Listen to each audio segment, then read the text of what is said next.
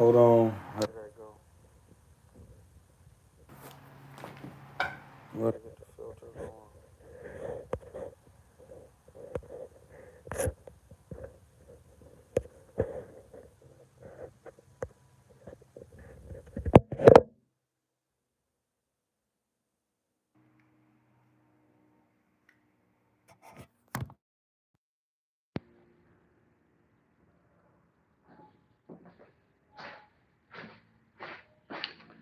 This is what you call a sneak live. Sneak live. Hold on.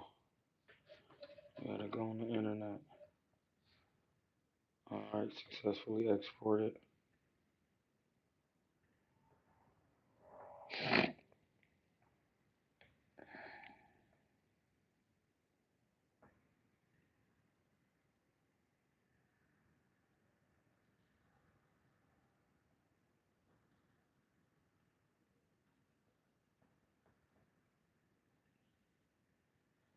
You alright?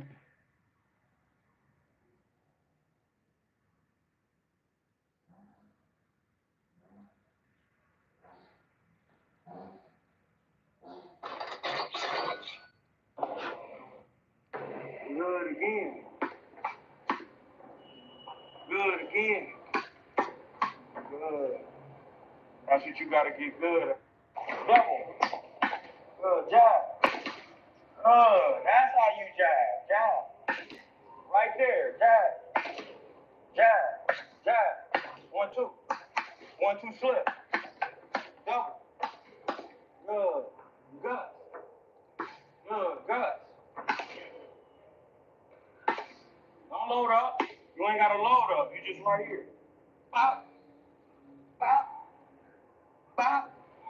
Pop. Pop. Just taking your time. Good. Not yet. Right here. Good. Just touch it. Good. Still sharp. Yep. We're gonna do a film study in a minute. Canelo and Bivol. Especially when you get tired, it's different speed. Throw the uppercut and pivot and stay low. No. Stop. You're going over film. Good. Keep that hand on the side of the face. Again. Good. This part should be on the glove, remember? On the face, on the jaw. This part should be right there. Yeah. We about to do a film study, Bivol and Canelo.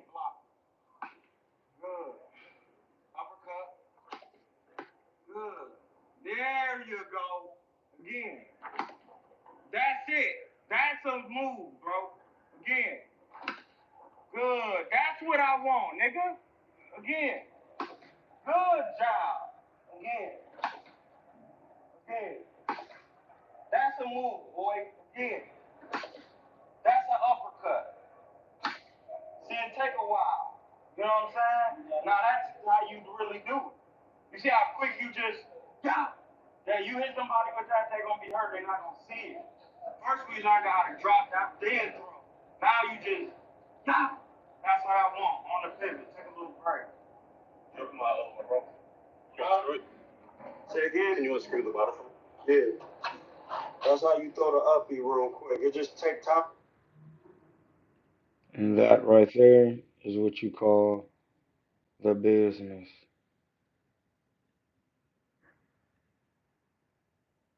It's what you call the business.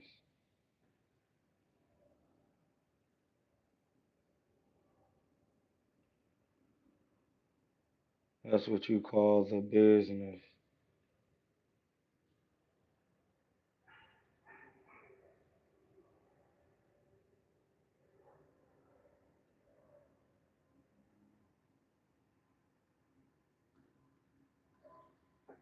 We uploading a video. We about to do a film study. Give me 1 second. I'm uploading a video for y'all. I got a new segment I'm doing. Oh, snap. Hold on.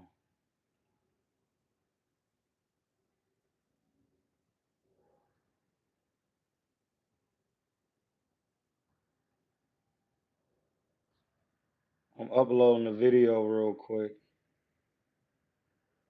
I got a new segment called Sessions of Sweet Science, 1813 PE, Pierce Egan. You feel me? You feel me? It's called The Sessions of Sweet Science. The Sessions. Don't trip. It's called Sessions of Sweet Science. It's a video. Do not hit the Zeliante. We about to do a film study though. I'm about to go get on my I'm about to go get on my TV. We gonna watch that Bivol and Cuz and Canelo. Watch the fight he lost. Break it down. Break down what he could have did better to pull out a victory. And listen, it could be a 2 hour jaunt. I'm in the mood. You know what got me in the mood? My homie went out with a little broad, and I was like, man, what happened to your little peoples you was supposed to, man, we could have doubled that, man, never mind. Y'all don't want me to have nobody. And then I was like, you know what? Just give me a time to go live. Let me break down some boxing, because somebody was on the boxing voice literally talk about they break down boxing better than me. You can't, because in your mind, on boxing voice today, somebody said they wasn't God. And then I had to tell him, you can't even talk about boxing with me because you coming to the God. And he was like, he didn't say anything because it was a counter John. And I'm like, in Psalms 82, verse 5 and 6, it literally say ye are gods. It says it in your law, but you would die like princes. Ye are gods. Ye are gods, blood. Ye are gods. Peace and love, original man. Hey, listen, the original man. We are all the original. We are manifestations of consciousness and will, and the hidden consciousness of the Neb Er Te'er, of the Supreme Being. Oh, nice. The film studies is back. About time. Hey, nigga, don't be. Get on me then. I don't argue. I don't complain. Ain't nothing to complain. You right. About time.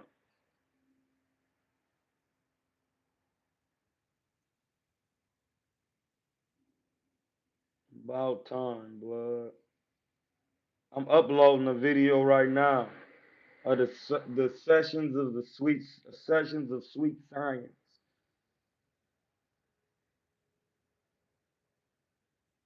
We gonna see what y'all be looking at. We're gonna see,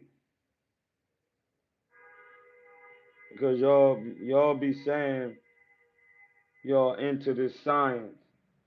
I'm giving y'all some work, some real work.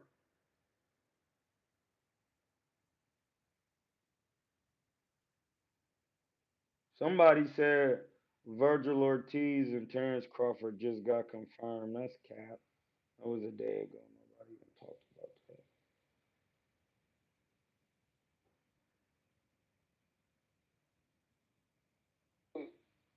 Wasn't it after the Claggett they were hinting about moving up anyway?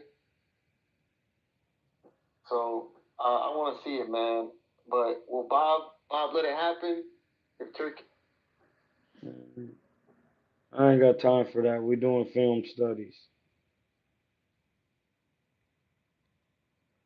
We're doing film studies, buddy.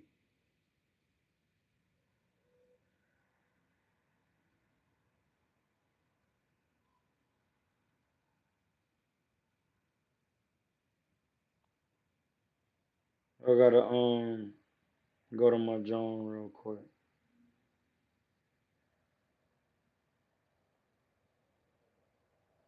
I gotta go to my John real quick.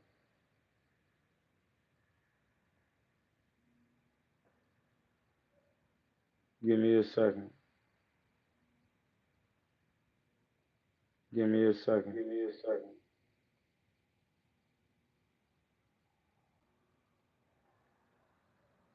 Hit you with the cash, Shappy. Oh, we gonna get sharp. Cause the breakdowns is crazy.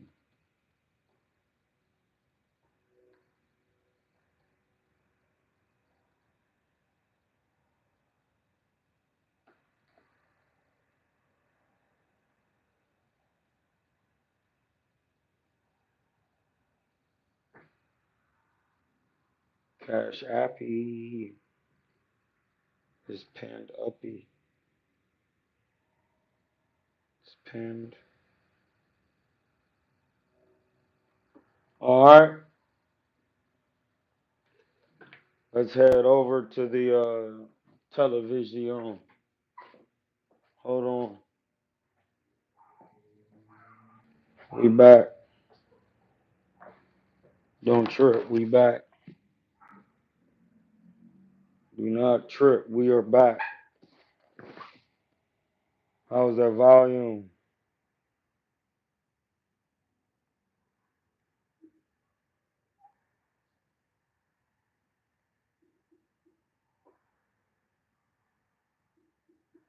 Already pushing the wrong buttons.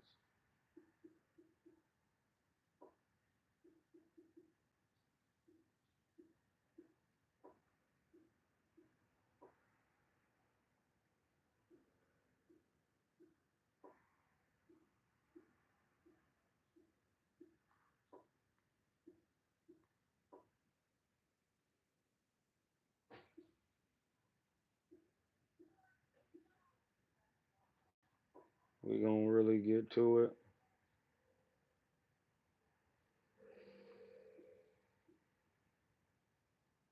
Canelo.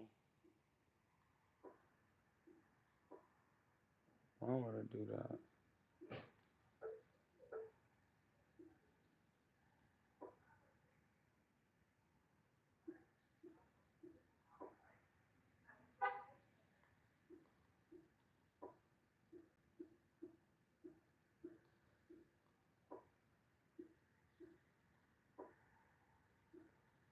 Just give me a second. I'm finding the fight.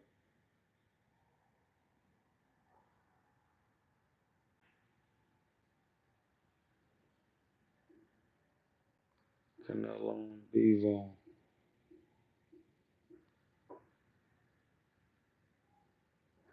Let me get closer so I can see.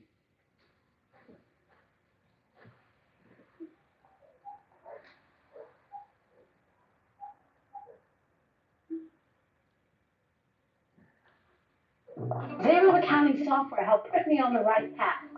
It's easy to find your numbers all in one place and get a clearer financial picture.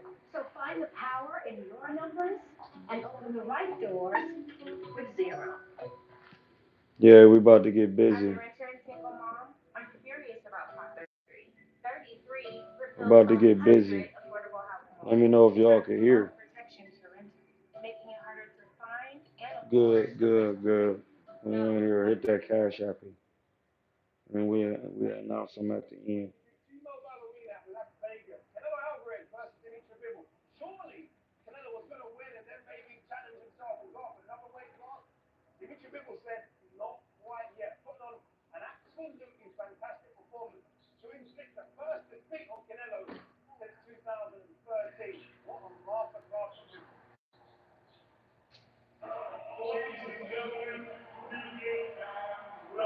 Listen, we on YouTube. The DAZN John. It's the DAZN John. It's on the DAZN channel on YouTube. We are going to fast forward to the first round.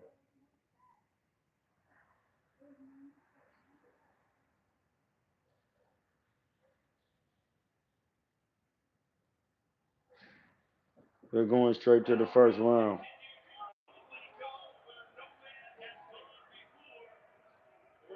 We're going to the first round.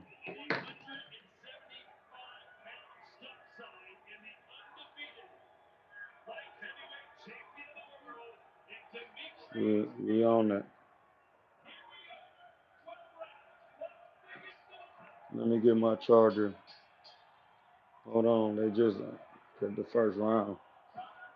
Let me pause it. Make sure y'all get it. It's the first round with 255. Hold on, I gotta go get my charger and sit down. Maybe grab something to munch on. Pause.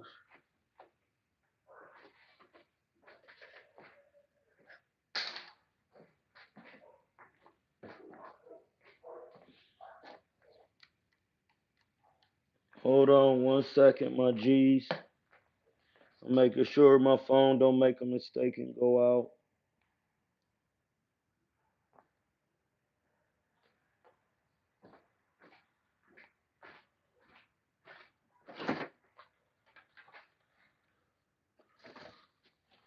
There's a couple of these left. I'm about to have them. And I'm gonna get some more. We're gonna pick this off of here. Hold on 1 second, y'all. Taking the humidifier down so that don't crash. We're gonna sit on the couch. I got these vegan dark chocolate pretzels. Listen, they real. They real. I feel my Jill.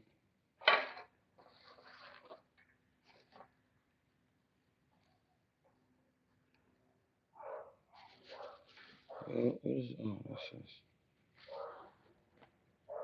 John over there. I left the remote. All right, y'all got it on. Let me know when y'all. Let me know when y'all ready. Let me know. Let me know when y'all ready. I got it on the first round. Y'all got it on the first round. Y'all got it on the first round. Hmm?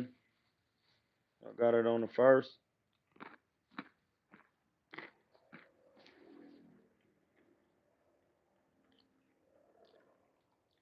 Y'all got it on the first round.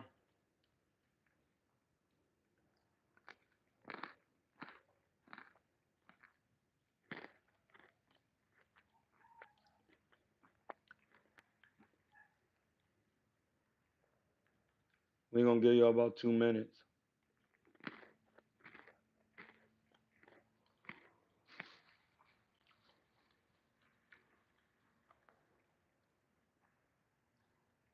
We gonna give y'all about 2 minutes.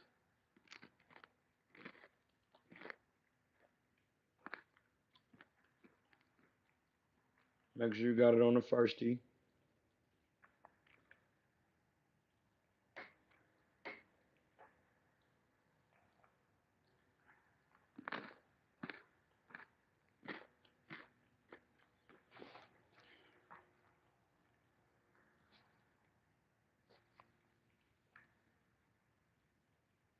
Y'all on there?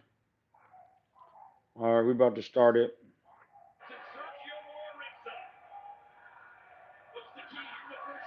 First round. Bivol working the jab off rip.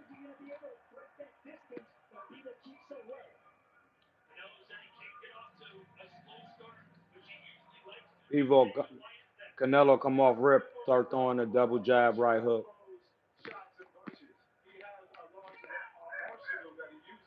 And Bivol chill, he really using the jab. Canelo is widening his punches.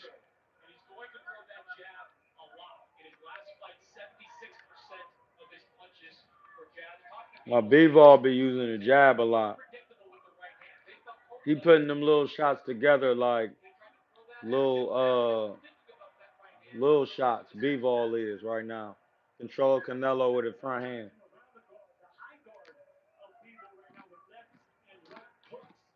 Canelo trying to go around the high guard like Mora said, because that's what you do when you got the high guard. And Bivol doing what Canelo actually be doing. pulling off his punches and keeping Canelo at range with the jab.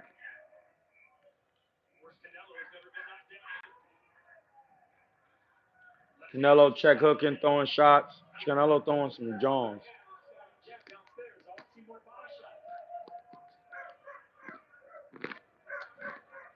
Bivol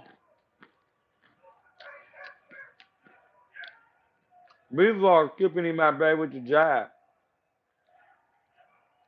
Still, it's a minute 40 left. Canelo is throwing shots, but they're just not landing clean because he's not breaking the distance. Bivol, man, what? Bivol just put a combination together.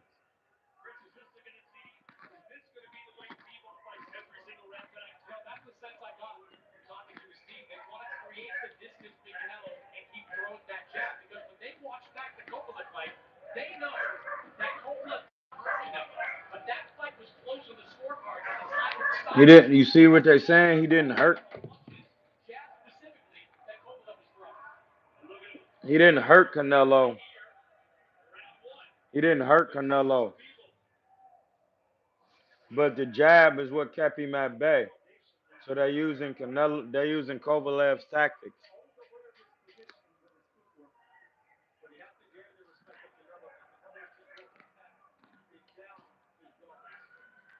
Canelo already in range.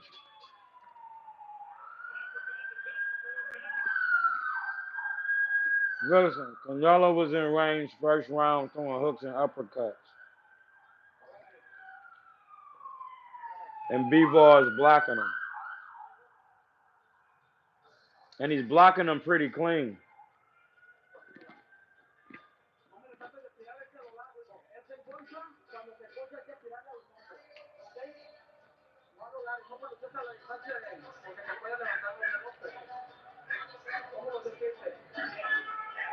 They're in the second round.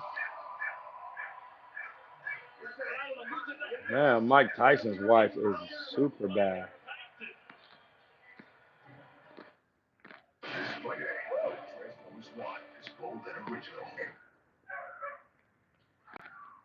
Hey, listen.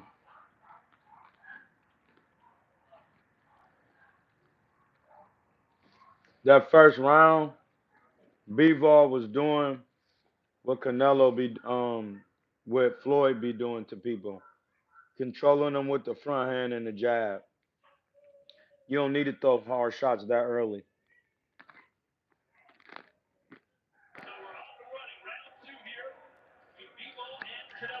This is why you're seeing Canelo using his jab this fight.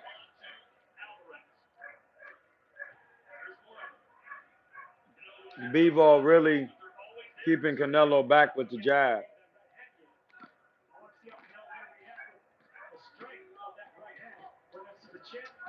You know, he keeps jumping back. Man, he keeps jumping back too. Canelo, one of the reasons why he had troubles this fight, because he wasn't using the jab like he was on dude.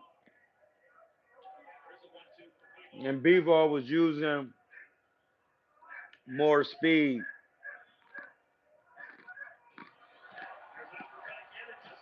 Bivol actually was using the pivot too.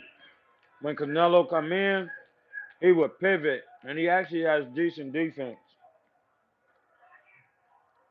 Like Canelo really trying, but because Bivol's defense is good. And Canelo got defense too, but when I say Canelo not landing nothing,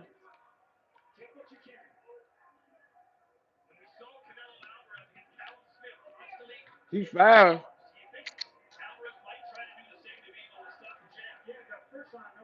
but he can't do nothing. Because Bivol is using, he'll look like he in range, and then he'll just slide out of range. It's the second round with a minute left. A minute. Now Canelo just catching punches.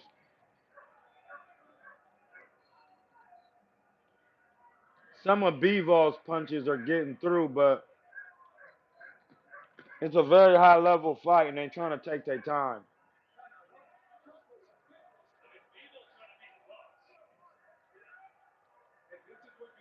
Bivol trying to push him back now, throwing combinations, pushing him back, using his body.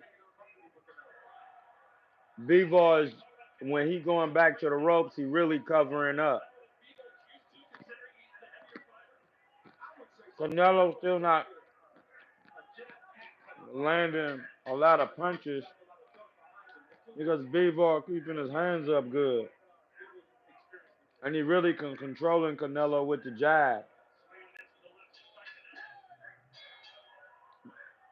It's the third round.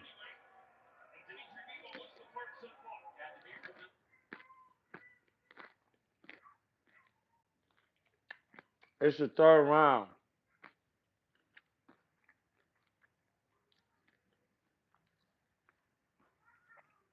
One thing Canelo not doing in this fight is using a jab. And I think that's something he probably seen and learned, like, I gotta use the jab. It helps me stay in range, look busy, blah blah blah blah. Cause in this fight he didn't use his jab. He was just standing looking at dude. And dude was steady using his jab pretty quickly. And that's what's making the difference in these early rounds. Another thing Bivol is doing in the first two rounds is he is reluctant to stay on the ropes at any time. He is just simply pivoting off the ropes. It's that, listen, it's that simple, gentlemen. He just pivoting off the ropes. So he's not in line for anything. Going back to the middle of the ring, pause, and working his jab. And every time Canelo get off, his hands up, he just slide back. Hands up, slide back. You can't get nothing. You can't get nothing. Pressing on the gas this early hurt Canelo later on. It's not pressing on the gas, it's the choice of shots he choosing to throw. We're going to continue. Third round.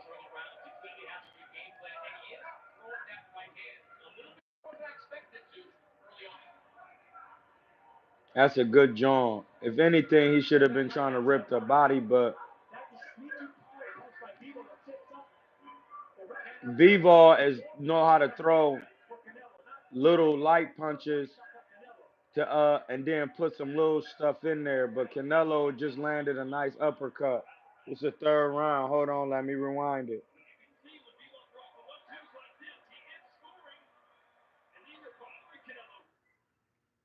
See, that was a little moment. Canelo got some shots off.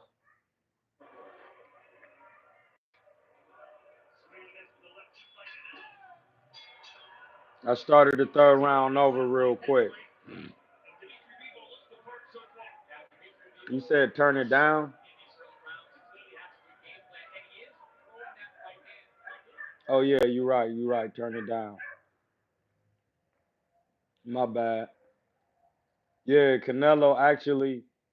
See, Bivol is throwing little shots, getting those shots off, and that's the thing. Like Bivol is throwing those little shots, but now Canelo has he putting combinations together.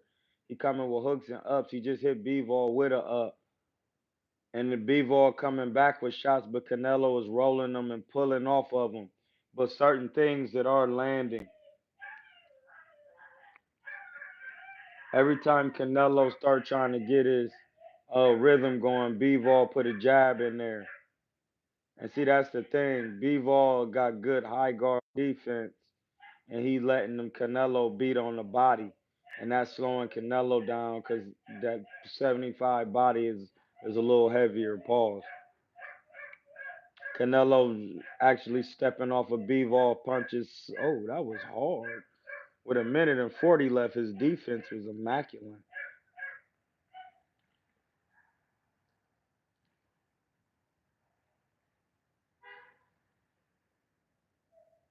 See, Bivol's defense is so good here. Like, Canelo lightweight bullying him on the ropes for real. Oh yeah, see that was the one. Canelo was playing a little bit, tried to turn his head and slip, and end up getting caught with a jab. He just caught that. We in the 1 minute left. Canelo just check took him and turned with the pivot on the check hook. Canelo jabbing, Bivol jabbing. Every time Canelo tried to hard, Bivol just put a combination together, and Canelo just some of them punches got in, some of them didn't. Canelo trying to curve some of them shots in there with the right hand, but they not landing. Bivol keeping his hands up good. He not that much taller than Canelo. It looked like he was a little bit bigger, but now that I look at him, he's just a slightly bigger, maybe a quarter of a size. It's just that his technique is good. Like he really calm. Like for example, if we rewind it, stop it real quick. I'll rewind it. I rewinded it to 30 seconds left. Canelo got him on the ropes, 20 seconds left. Let me stop it again. In the third round with 30 seconds left, Canelo, I rewinded it to 40 so you could hear. It's in the third round with 40. Canelo get Bivol off the ropes. He get Bivol on the ropes. And Bivol just calmly catches the shots, puts his hands out, turn off the ropes. He doing it right now. Yup. And that's that right there. I'm gonna pause it real quick. That right there wins you the rounds when you doing stuff like that. Do you get what I'm saying? Because instead of looking like he panicking by going tooth and nail, which would mean to the judges he's getting to Canelo because Canelo getting the B-ball because now he got him against the ropes and he got him fighting his fight, the fire fight. Nope, B-ball didn't do that. He stayed calm, used the jab, pivot off the ropes, neutralized, neutralized, neutralized. And this is why it's very important to understand how to use your jab early. Because now when I look at this fight with Bivol and Canelo, the moments, aspects of every round. Hold on. No, you can't see the fight. You got to turn it on. I'm watching it, but I got it paused. So then when I want to get the bars off, it's like 30 seconds left in the third round. That's where I'm at. So you can see it, but I'm just breaking it down real quick. Hey, Spider Rico, was good? Spider Rico, what's good with you, bro? We doing these film studies for the guys who really want to learn.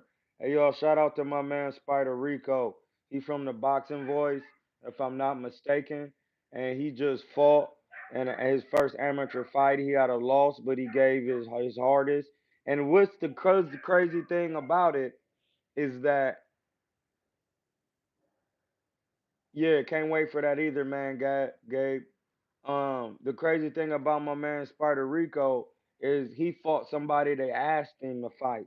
People rarely do stuff like that. So that already shows you got will and heart.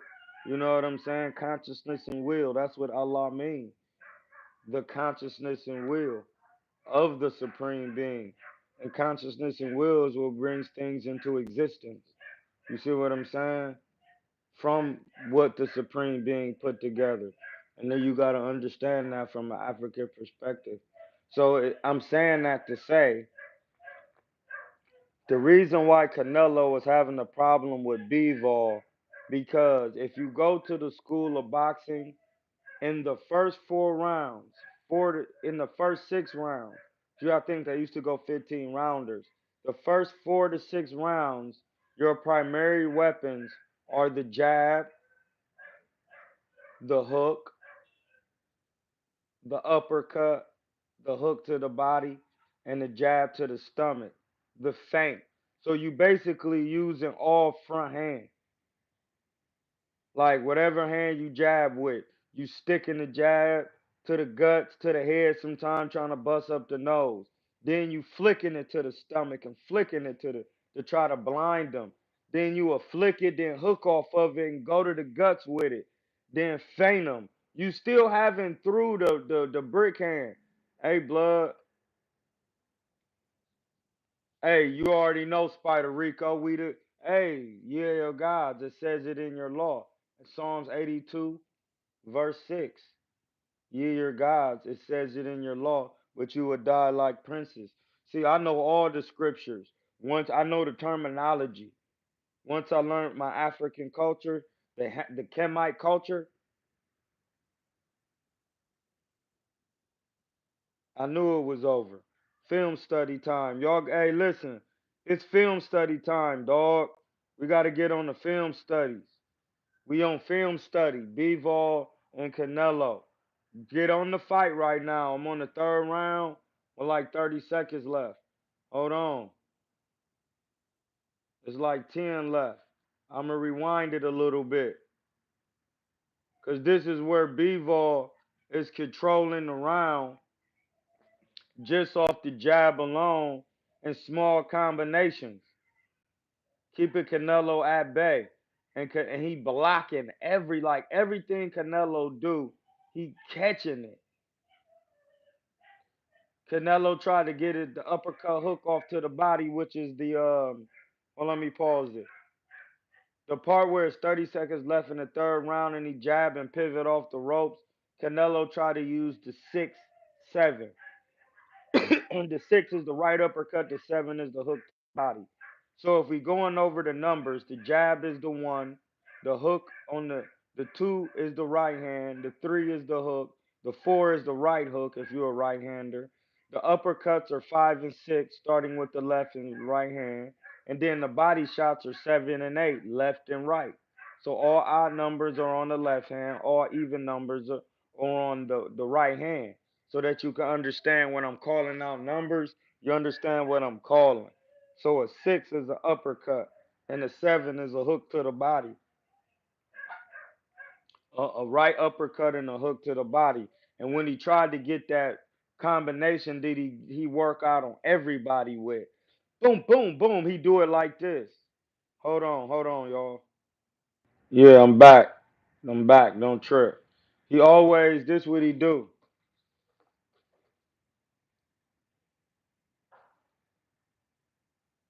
Hold on, I'm about to get my John so I can put my phone in it. My tripod. Don't trip. Hold on. Don't trip. Don't trip. Don't trip. Don't trip. Do not trip. We really do these film studies because people be really thinking they know this film work, but they never did this professionally. So when they judging around, they really don't know what they judging because we're judging off accurate punching and ring generalship and those type of things. So when you judging that, you got to know what you're talking about.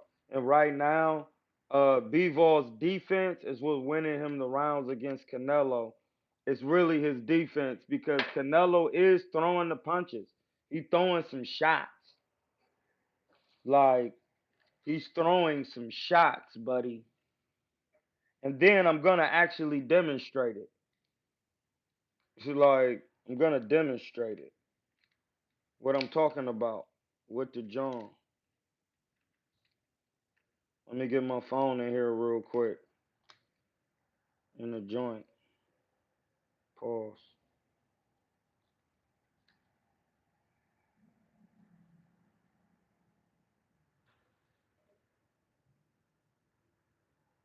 So look,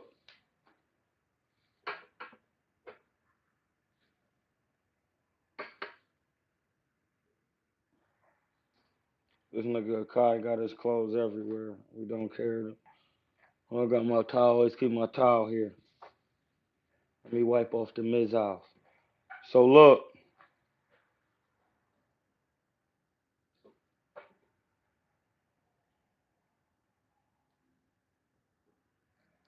Make sure it's good so you can see enough.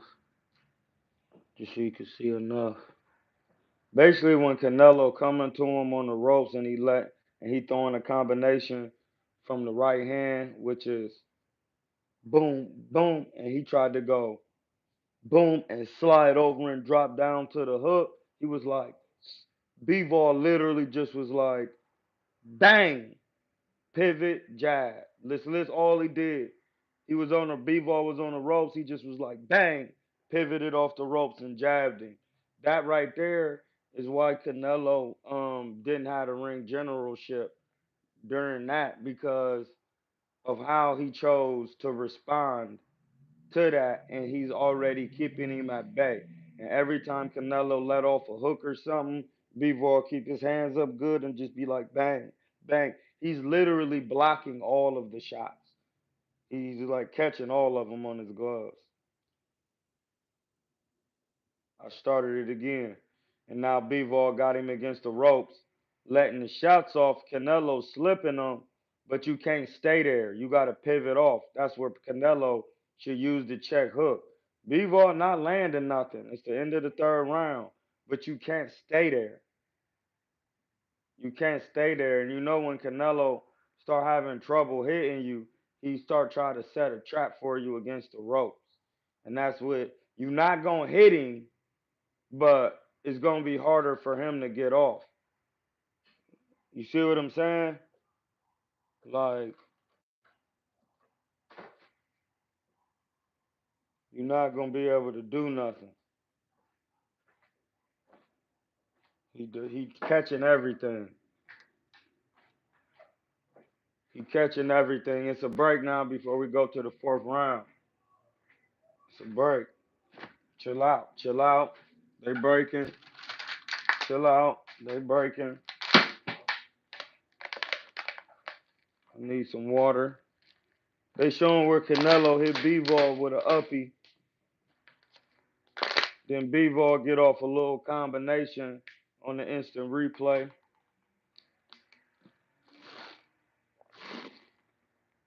Then the fourth round is 256. Canelo and Bivol, they working. They trading jabs. Canelo starting to bring out the jab because he really see now he can't just do what he want. But the jab is getting through the glove, but he still Bivol is catching everything. Oh, Canelo just tried to pull a counter and oh, that was hard by Bivol. Hold on, I gotta rewind that. Gotta rewind that. Bivol just pulled a move. Look, Canelo tried to pull a counter on Bivol. Bivol slipped it and then jabbed Canelo to the body. That was hard, dog. That was hard. He about to do it right now. When did he do it? It's 2:30. Yup, it was at 2 minutes and 30. 2 minutes and 30, dog. Listen, he on Canelo's cheeks. He is on ass. Canelo tried to pull counter. He missed it. Bivol stepped off of him and jabbed him to the body hard as heck. Stiff jab to the guts. Pause.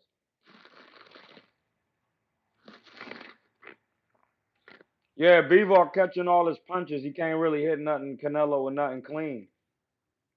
He got his high guard is supreme. It's not just a high guard. It's like he catching all his punches and then keeping Canelo at jab at bay with the jab. He letting combinations go, peppering Canelo up. Canelo just tried to throw a 8-7 and missed it. Canelo just threw like 4 jabs and then tried to right hook Bivol. He's trying to get around the high guard, but he can't.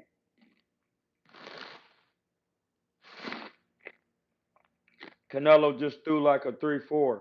He throwing double jab 4, but he can't land it. He just try to throw a six between the gloves. Bivol is literally boxing him. But this the thing. It's not that Canelo not in range to land none of the punches, so it's not about his flat feet or nothing. Bivol is literally catching all his punches. Like I'm looking at it. He just tried to do a double jab four again. He's not landing. But then Bivol getting off and he's in Canelo and he not landing clean on Canelo either. It's just the position he got Canelo in against the ropes. Canelo just slipped a body shot by doing this to the high guard. We a minute left in the fourth round. It's 45 seconds left. And the reason Canelo is he not getting hit clean against the ropes. Like Bivol trying to get off, but Canelo slipping. But Canelo cannot stay here. He has to check hook. Especially on somebody like Bivol. Now he used the jab to get off the ropes. And you know what it is? He was trying to set a trap for Bivol, but he not falling for it. Now he back on the gas. It's 20 seconds left.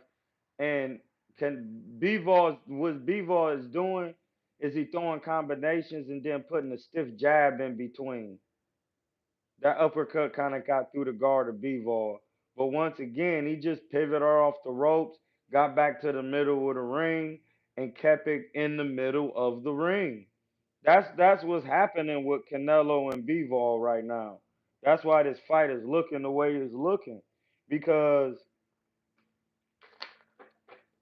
Canelo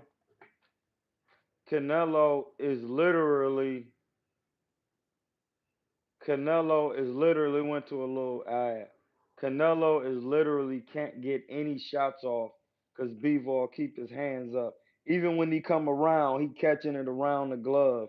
He trying to hit him to the body. He catching a body shot. Anytime his back touch the ropes, he spin off the ropes, get back to the middle. Yang, slipping, bang, bang. He try to do pull, slip. Bivol is actually slipping. And every time Canelo do something, he use his height and range by stepping. And this is the thing too. He doing, and then using that distance to come back. Canelo got an uppercut in on the fourth round, but it didn't affect Bivol because his hands was up too good. It landed though.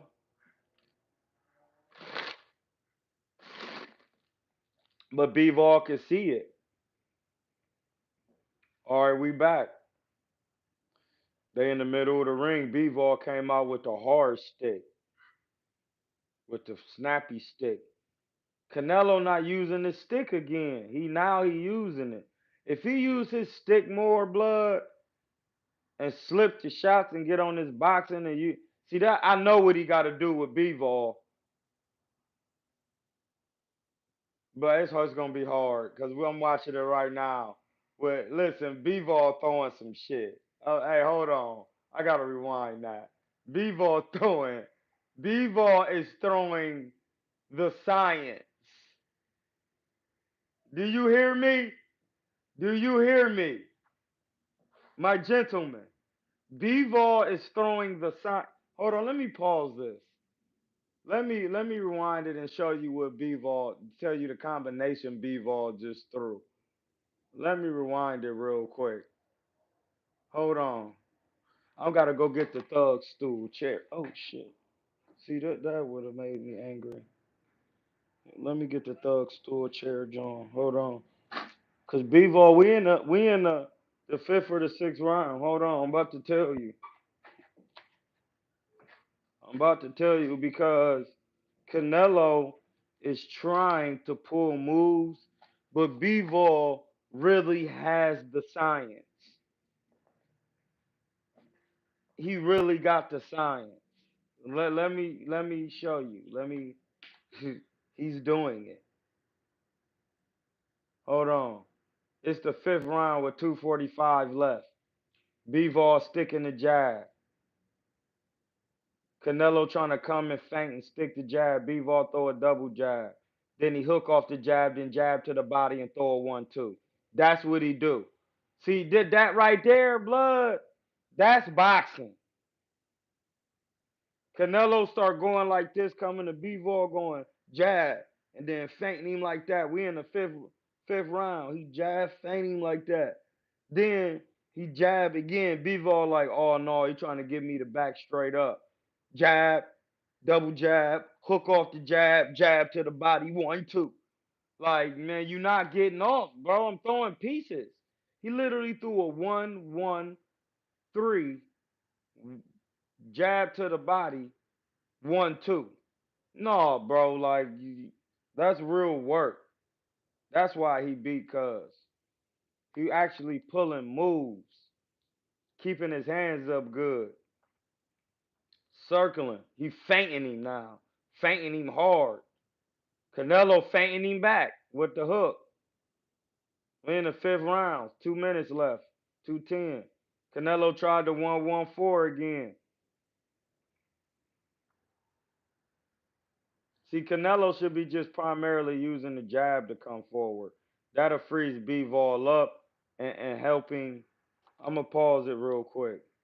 Canelo should be using the jab coming forward to the guts and to the head of Bivol because the jab will free him up of the things he's trying to do. And then when Bivol try to get off, he need to just slip him, really slip him, slip, slip, slip, catch, slip, and then right put the jab right back onto the body. Bang, jab to the body. Bang. Soon as he try to get off, slip, slip, slip, slip, slip, catch your shots, jab to the guts. You got to do that for at least 4 rounds. Jab upstairs, hook to the body real quick. Don't try to do it hard and then get up out of there. Because Bivol gonna try to get his shots off. Because from what I'm seeing, actually on the fight, Bivol throws multiple jabs. He's not trying to throw everything. He's trying to throw them sharp down the pipe, and then he's shooting jabs down the pipe on Canelo, which is marking the face up because Canelo will block Slim and slip, and then Bivol will end it with a jab. Bang, got you. You know what I'm saying? Or he'll start with a quick 1-2. Bang, bang, catch him real quick. And then when he try to get off the rest, Canelo will slip. And then he'll be like, oh, you getting slick. Bang, jab to the mouth. You know what I'm saying? Just real quick. Bang, jab him. And then that's what those shots are, what the shots are getting through. And then when Canelo tries to answer back, he's not getting any love. No, Canelo ain't even confused. He not confused, dog. It's not confusion. It's not confusion at all. He not confused. Canelo is not confused. What it is, Bivol is blocking all of his punches. He's blocking his punches. He's just blocking everything. He's just blocking it. He can't get nothing off. That's what it is.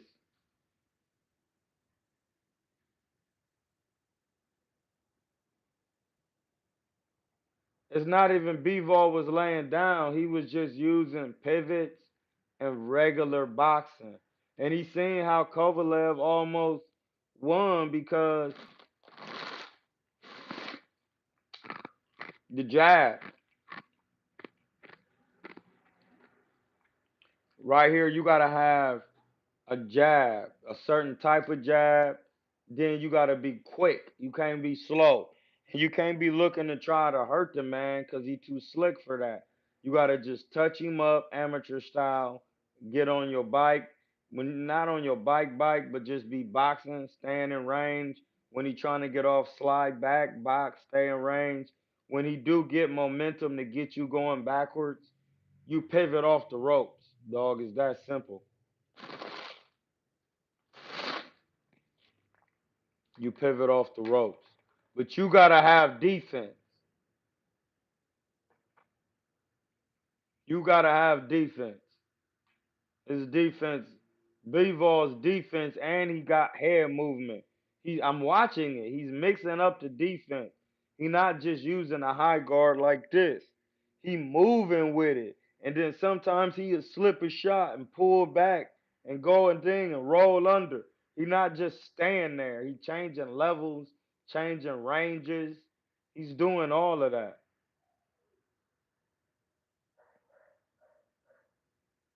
Keeping it simple for y'all. Canelo trying to throw the hook is not coming around. And Bivol can see the punches. See, this is why you got to have a good jab. Canelo got to get this jab together. See, he tried to throw the double jab, the right hand hook again, a four. Bivol just threw a combination. Canelo blocked it, but now he against the ropes. Bivol just threw a combination, but all of them didn't land clean. With a minute 35 left, Bivol circled off the ropes. Now Bivol trying to land a combination. Canelo go back against the ropes. He catch some of the punches. He blocking them on his hands and turning. Canelo telling him to come on. He's right here with 114 left in the fifth round. Canelo is trying to get Bivol to extend his energy. That's a tactic. That's why he's saying, come on, do it again. I'm about to slip you and crack your nut ass. He's trying to set a trap, but Bivol will not give him the trap because he keep using the jab, staying at his range, hooking, flicking, sticking, going to his body with the jab, fainting. Like he literally doing it. That's why Canelo can't get that off. That's kind of what Floyd did. But he using the high guard and he's staying in he's staying in the range to where he could just come right back. It's not like he getting out of range. This the thing. He's in his range.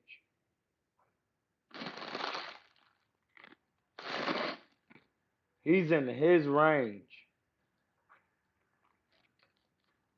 And that's why Canelo is trying to draw him in by going on the ropes, in turn trying to make him tired. Now Canelo came off the ropes because he seen dude wasn't biting. Dude get back on the side-to-side movement, turning Canelo. Canelo goes back to the center to neutralize the side-to-side movement. Now Canelo using the jab. Canelo got to twist the wrist on his jab. He tried the 1-4 again, which is the right hook. Ooh, see that? That was good. See, that's a thing that you don't recognize. And I'm going to rewind this on. I rewind it to a minute left. Canelo start flicking the jab like, trying to get Bivol so he can blind him. See, Canelo does those things. They both doing them. It's just that he a little bit bigger than the Canelo. And he keep moving back and forwards, side to side movement. Then he come back to the center, jab to his body. This some Floyd work for real. This some Floyd work without the shell. He using the high guard. But he moving side to side, getting back to the center, going back to the jab, and not letting Canelo set. But this is the thing, he got enough sense to use the jab. Now he using the jab again. He was using a fast jab from long boring range. He tried to hook off the jab just now. See, those things are what keep Canelo at bay because he using the jab in different type of ways. Bivol definitely got to work. I'm watching it. I'm watching it. He tried to hit him with a clean combination. A couple shots land, two at a time, but Canelo got to catching some. You're not gonna land more than two shots for real on Canelo before he catch the third one and then start moving and pulling and doing all of that.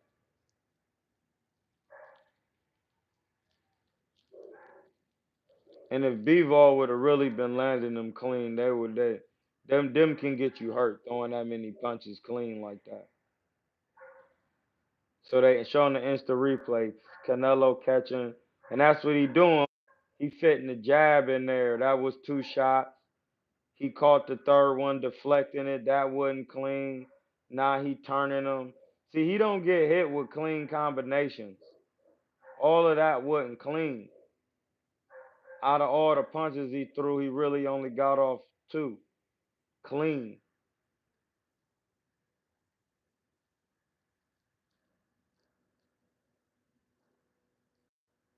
He really sticking a jab.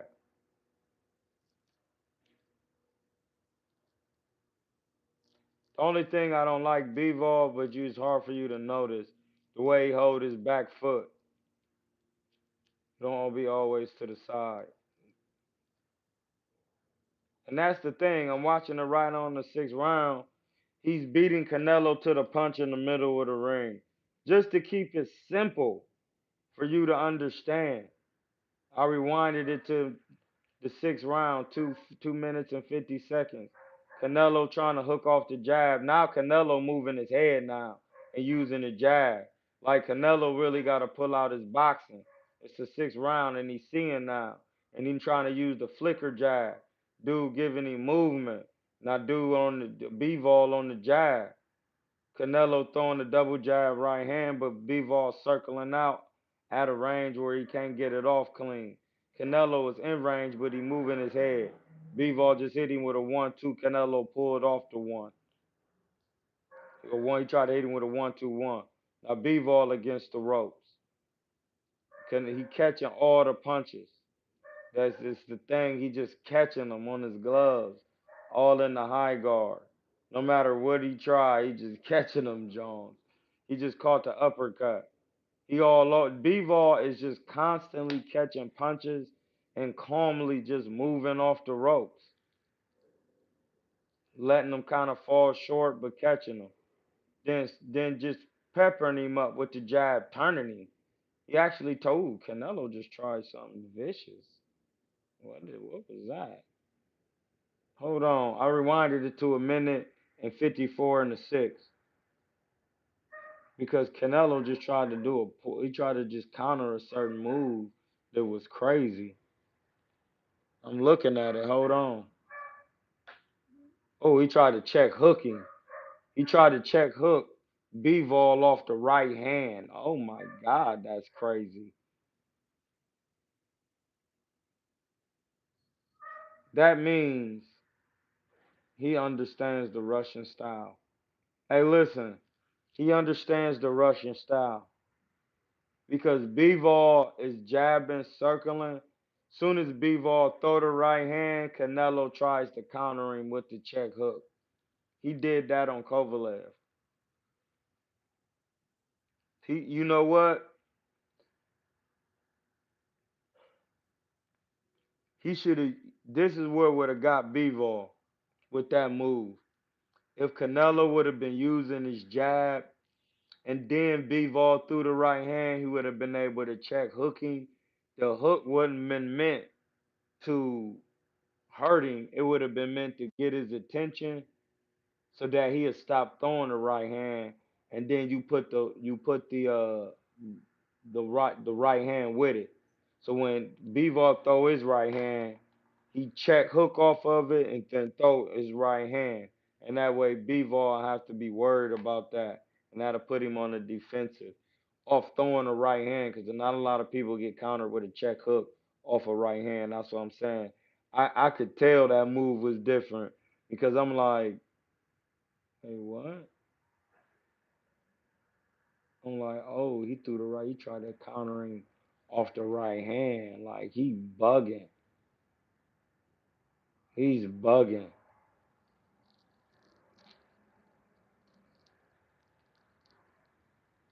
He's bugging. I'm gonna start it again. I started it. It's 1 minute and 40 left. Yeah, he tried to throw a 1-2. He tried to time me. Could Canelo use his jab and Bivol back up? See, Canelo, what he really got to do is just stay in the middle of the ring and jab and put combinations together on Bivol. You can't throw one at a time. He keeping his hands up too good, catching all the punches. That's why he not being able to catch nothing. Ooh, check. Bivol just hit Canelo with a check hook. Bivol turning Canelo with the jab. He literally doing what Canelo's supposed to be doing. Canelo got his hands dropped, getting slick with the head, looking for a counter. It's 6 round, a minute 50 left. Canelo is slipping Bivol against the ropes. Bivol got him back on the ropes, neutralizing him, keeping him in the corner with the jab, doing what Floyd was doing, not over pursuing. Keep feinting him, keeping him there, showing him that he don't know what to do. And this traps ain't working. Look, he been on the ropes for 10 minutes. Let me rewind it and see how long he been on the ropes. I reminded it to 6 rounds with a minute left, with 50 seconds left. 52 seconds, Canelo go against the ropes. Canelo been against the ropes for 52 seconds in the 6th round. And Bivol is just jabbing him, peppering him. He not breaking that range to where Canelo can get a counter off and he'll be able to come back with a counter. And that's what's getting him. Canelo can't do nothing. That's what Floyd was doing. Ooh! Bivol, Canelo tried to come off the ropes real quick. Bivol threw a jab 1-3-2, which is a jab hook cross. Viciously, he tried to catch him slipping off the rhythm of the jab. Knocked Canelo back against the ropes after he tried to come get Bivol to back up. He went back against the ropes because Bivol caught all his punches in a high guard. And he just literally kept him on the ropes for the majority, well, a third of the round. He automatically win that round because he kept his back on the ropes. It's when you're supposed to be able to get the man back to the center of the ring. But what Canelo is doing is standing up, getting air, then drinking water like it's a normal day, which is crazy. But Canelo doesn't look like he's discouraged or anything. It's just he's trying what he needs to try over and over. It's just that he's moving his head. This is where Eddie Reynoso got to tell him, hey, listen, you got to use your jab. You got to use your jab. Yeah, see, cause you ain't hitting Canelo clean, blood. They showed the insta replay. He is slipping Bivol. The most of the shots is getting through is jabs and an occasional right hand. But it's the 7th round. Canelo come out, check hook off rip.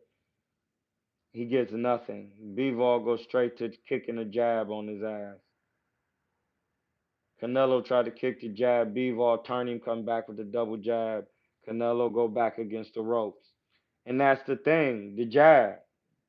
Bivol keep doubling and tripling up the jab. And he not doing it hard. It's quick and he turning the wrist. Canelo check hooking off Bivol's jab. But Bivol's high guard is up too good. And see, this is where you gotta know how to jab to the body on Bivol. Hold, let me rewind it. Not rewind it, let me pause it.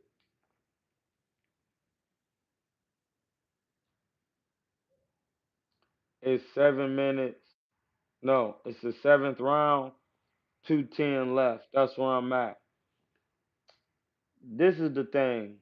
When Canelo was fighting Floyd, when Floyd couldn't do what he want, he made sure he landed the stiff jab to the body, kept the check hook running, and then a pull counter. Them is off rip. Make sure you flicking, sticking, feinting, hooking, upping, and pulling. Woo! Hit my cash app.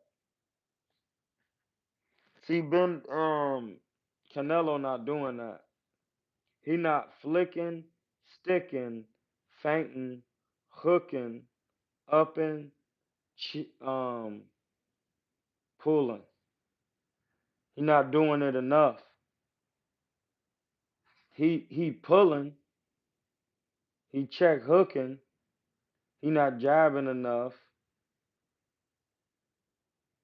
He not pulling and doing that off of them what Dimitri Bivol is doing, and then being able to come back and land the jab flush that snaps the head back of Dimitri Bivol. That is a thing that is so important for Canelo to establish the stick, how to jab with the stick to where it punishes the man's head. Pause. Bang, he just jab his head back. You visibly see it. That's what be separating a lot of these guys from winning fights through the judges too, because every time I hit you with a jab, your head snap back and you can't get away from it. I'm winning. That means some of the other punches are gonna land. It's just how I place them and put them together. But that's what he doing in the seventh round. Is Canelo not using the jab, flicking, sticking, flicking, feigning, hooking, upping, pulling, hooking you and upping you going to the body and to the head. That's automatic. Flicking, sticking, feinting, sticking, flicking, feinting, hooking, upping, pull, countering. Them is the moves, dog. And I ain't saying pull counter with the right hand just yet. Just pull and then pull and come back with your jab at a range to where you can't run yourself into shots. We starting it again at 210, seventh round. Play. Canelo is slipping punches now, boxing a little bit more, jabbing, coming forward off the jab. See, can't abandon the jab, Canelo. See, Canelo abandoned his jab, get to throwing right hooks. Now he's slipping Bivol, but Bivol getting some shots through. But Canelo is really mainly the jab, and it's not enough to where he can hurt Canelo, but it's to show that in boxing, my style will keep you at bay. You might still be able to get in and throw hard shots, but you won't be able to land them because Bivol is catching all of them on the gloves, on the arms. You can't get nothing. It's really all about defense. Because if he wasn't defending to this level, this fight wouldn't even be close. And I was wondering how he was going to defend because he usually fight with his hands, right here. When he got them hands up and got in the high guard, it was because this man, little guy, can punch. What is all of these commercials, dog?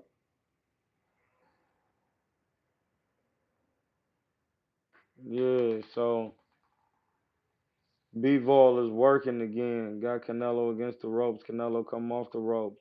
Try to put a 1-3-2 together. Try to jab. Bivol just pivot off the ropes, go back to the center of the ring. If he back, and that's the thing. Bivol is doing what you're supposed to do. He back up twice, he move, he circle. He keeps circling. Now he jabbing, check hooking, and trying to run the two off that. Canelo throwing right and left hooks, but Bivol's defense is A1 for real. He pulling back, catching and turning with punches. He pivoting good. He just ran a combination on Canelo, two to the body, one to the head. The head, Canelo had his hands up. Oh, Canelo tried to get Bivol on the ropes. Bivol was not having it. He came out of there firing like a bat out of Hades. Look, Canelo gonna get we in the seventh round with 56 left.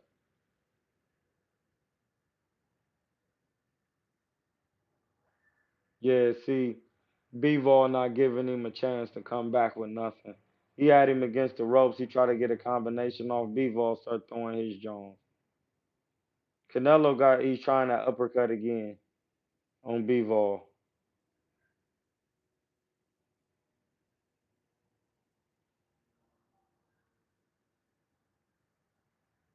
He still, oh, Bivol tried to get a 1-2. He rolled it.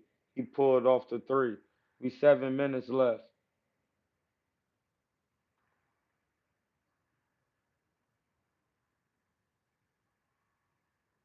Canelo got to use the jab more, blood.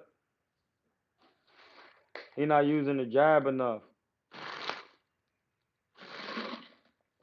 And Bivol got him going back looking off balance. Even though he not hitting him, Bivol is establishing range.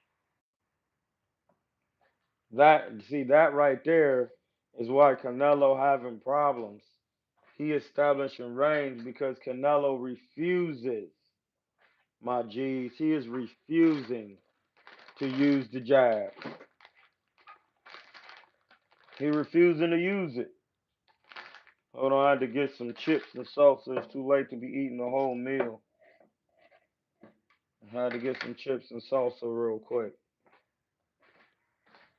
They got a break going on this joint. We about to go to the 8th round. They showing an instant replay right now.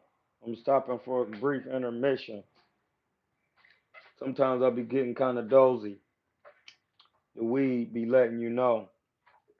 Not the dough. It's off. Be dozing off out here. That weed be letting you know the evil lurks. It's strong, buddy.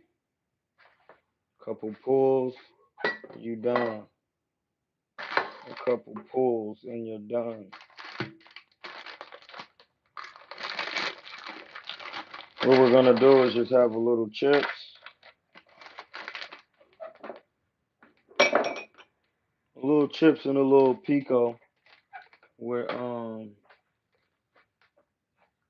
little chips and a little pico with some salsa.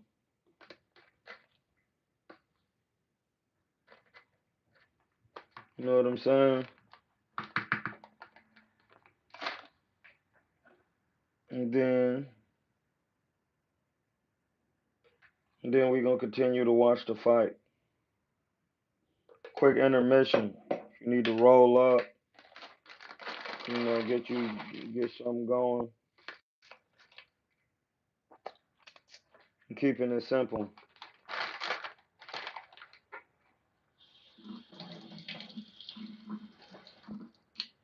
Eating a lot of veggies, a lot of fresh veggies, a lot of cilantro every day.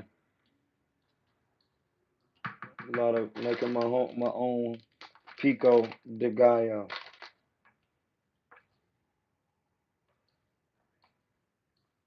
You gotta make it.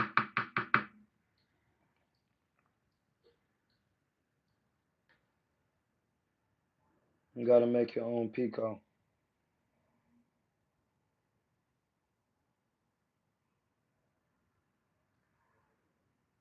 You know why? It's healthy for you. It's very simple. Cilantro, onion. I use cucumber, a couple peppers, you know what I'm saying? Couple peppers on there.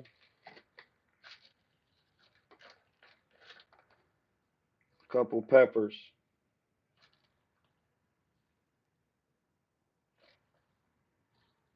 Couple jalapenos in there or some Thai chilies. Make sure it had that kick. I ain't hit it with no garlic. No garlic cloves. You feel the digs? I did not hit it with that.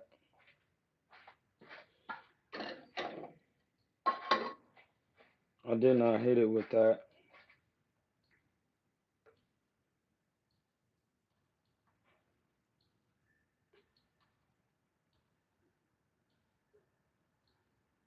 Then you see the little sauce on top.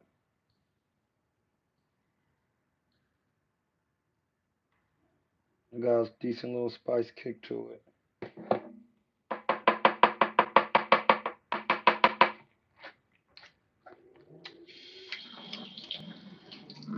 It is heavenly.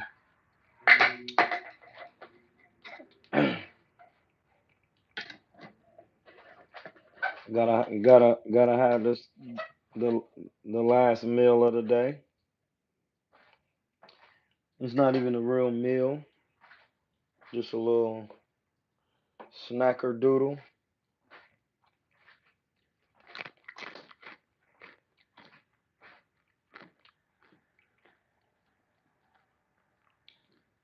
We starting it up again. They're showing the instant replay.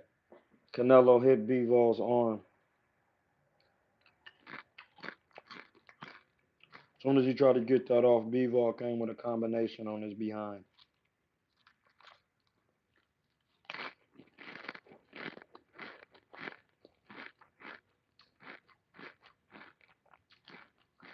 Canelo put on the gas. It's the eighth round and coming forward with more aggression. But he still can't land anything on Bivol. He's doing everything he's supposed to do. He's changing levels and everything.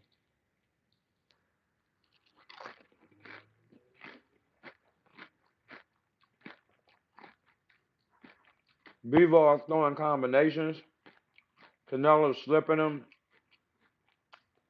but they ain't clean.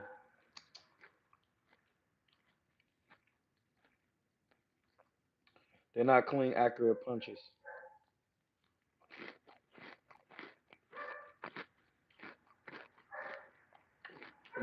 See that right there?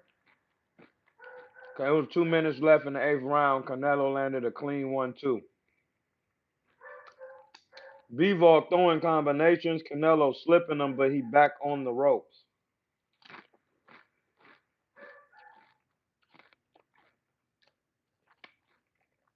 Canelo can't be on the ropes. I'm eating. He's still on the ropes. That's the problem. He cannot be on the ropes like that. There's 25 seconds left. The nigga back still against the ropes. What is he doing? I don't even gotta be in there on it. Every time he trying to do something, his back against the ropes. It was a minute 25. He's back still against the ropes.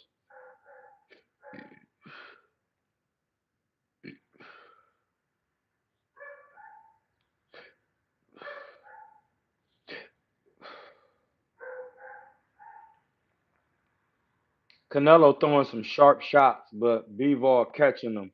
Canelo should have went to Bivol's body because he threw a combination of Bivol's body and he kind of dropped his arms, kind of.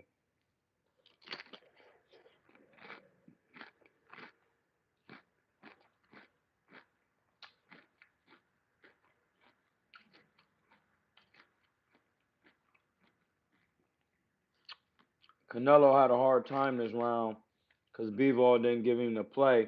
Oh, and he throwing combinations.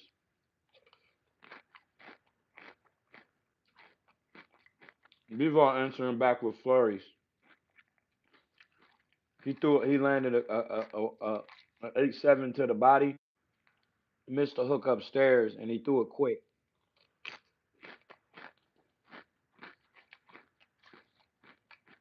And once again, the jabs, the feints, Bivol changing level, keeping his hands up good. It makes it very hard. And Canelo slipping and moving. But what Bivol is doing is keeping his back against the ropes, which doesn't look good to the judges.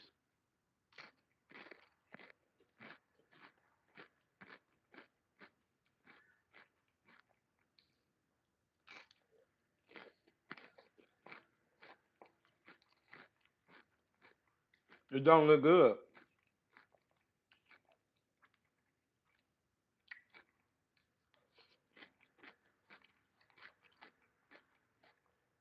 What's this? The ninth round. Canelo threw a 1-8 to the body.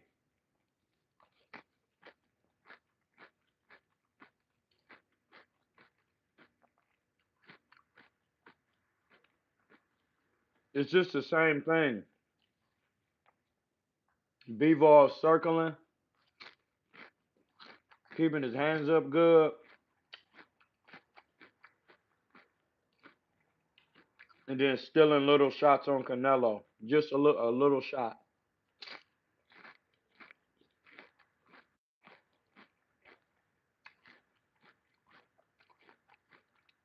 This said Canelo was gassed. This don't really look gassed to me. He's still sharp. So that was cap. They said Canelo was gassed. He don't look gassed.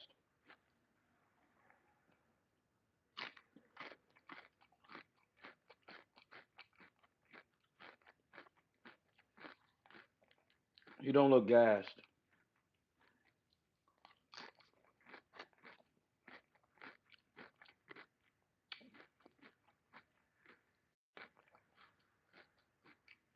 And he just slipped.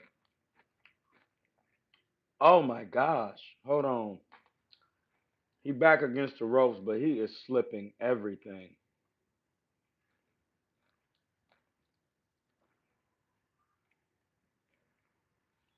This the ninth round. I gotta pause it real quick. I gotta get more chips. It's the ninth round. Bivol throws so many shots. Canelo just goes on a slipping spree. Like he went shopping for slips. Pause. And he's avoiding all punches. And Bivol is throwing combinates, and he's not. And dude is not landing anything.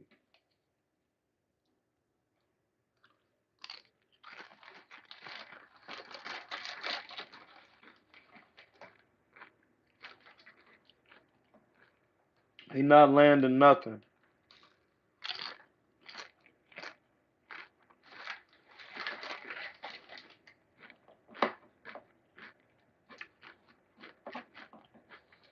And that's the thing. I've been watching the whole fight. It's not like Bivol is landing super clean shots.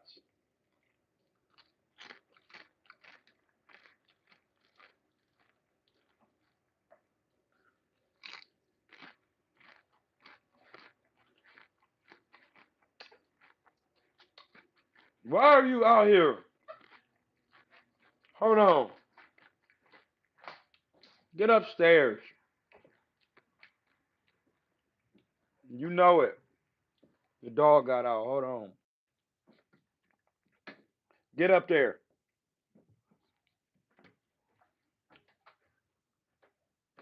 Yeah, you know better.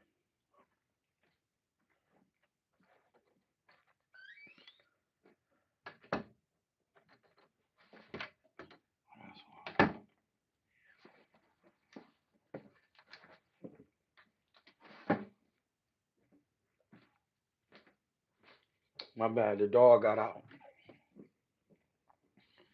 It was just downstairs looking at me. Keep getting out of the cage.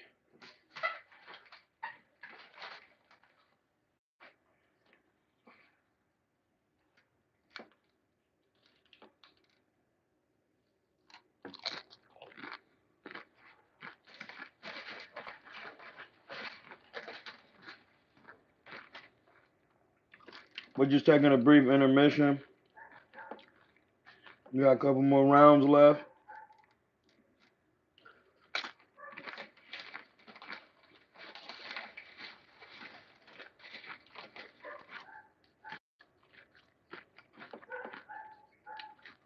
Canelo definitely needs to use his jab more.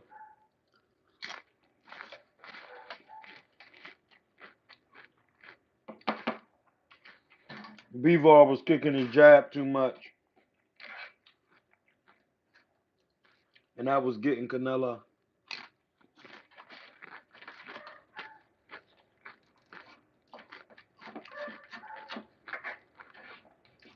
You gotta kick the jab.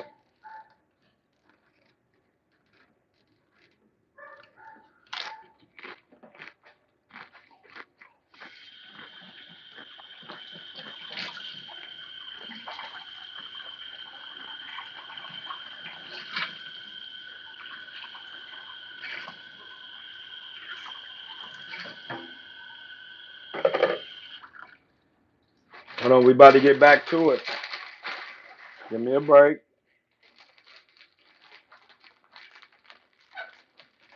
Had to wake myself up with some spices.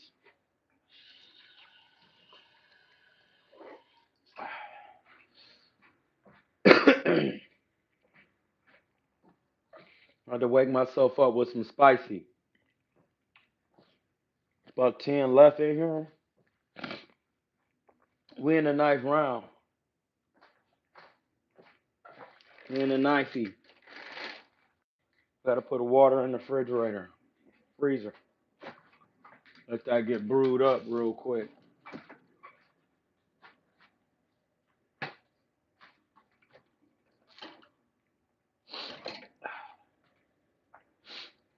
We had to get that water real quick. All right, we back.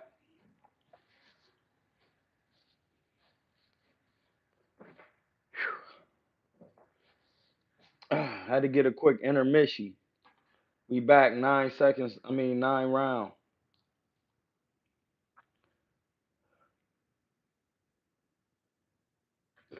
9 with a minute 40 left. See, every time Canelo try to get momentum, Bivol come back with some combinations. And now Canelo is just slipping everything. Slipping everything. Bivol didn't land anything clean right there. Canelo literally slipped everything. He got to do that all the time. See, that right there. Hold on, I'm going to rewind it. When the ninth round with a minute 40, he going to start slipping. This is how, if you going to be had this defense, you got to do that all the time against Bivol, and you cannot get hit. You can't catch nothing. You got to be doing just like how he doing right here. Catching everything and slipping it all and then going right back to the jab, to the guts. That way you can win and go into his body. Stop, don't hit the arm. Try to get the ribs and go to the body. He trying to use the uppercut and everything. You gotta. That's the thing. With this guy Canelo not throwing, he gotta throw 2 or 3 or 4 like quick combinations and then rip down to the guts. He not doing that. He trying, but Bivol literally blocking everything. Canelo just threw a whole bunch of shots, 1 to 2 at a time, and uppercuts and hard hooks. Bivol is literally catching everything. Then coming right back. Now they in the center of the ring. Now Canelo backing up trying to check hook. And Bivol threw a 3-4. Canelo came back. Now Bivol came back with a hook. Then Bivol hit him with a jab. Canelo tried to hit him with an uppercut, then back out of there. Canelo against the ropes again, back. Time. See, that's the thing. Bivol is not giving him nothing. He's catching every shot.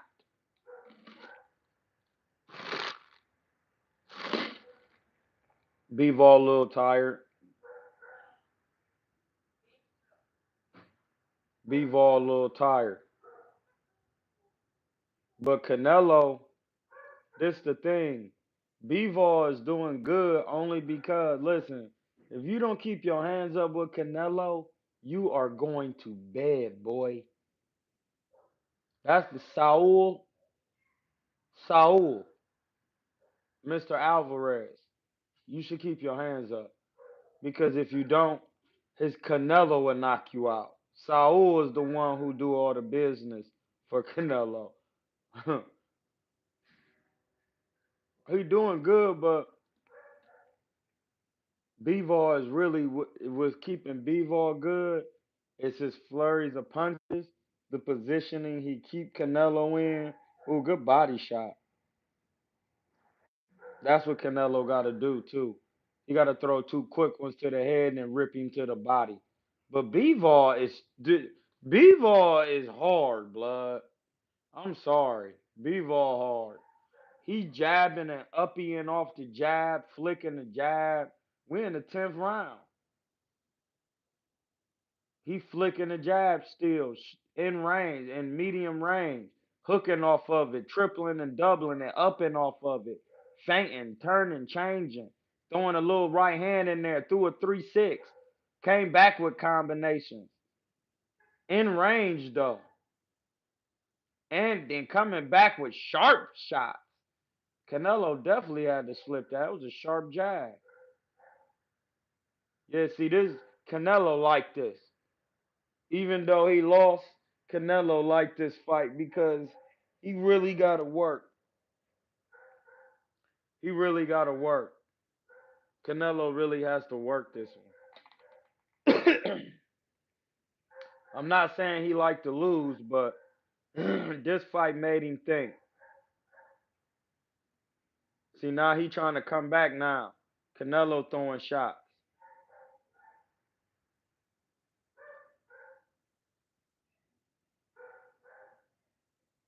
Everybody get tired in there.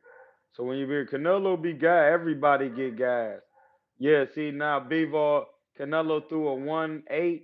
Bivol came back with a 1-2-1 and hit Canelo in the mouth with it. And then the jab landed because Canelo went back in the straight line. All he had to do was squat down and go up under the shot. See, that's the amateurs.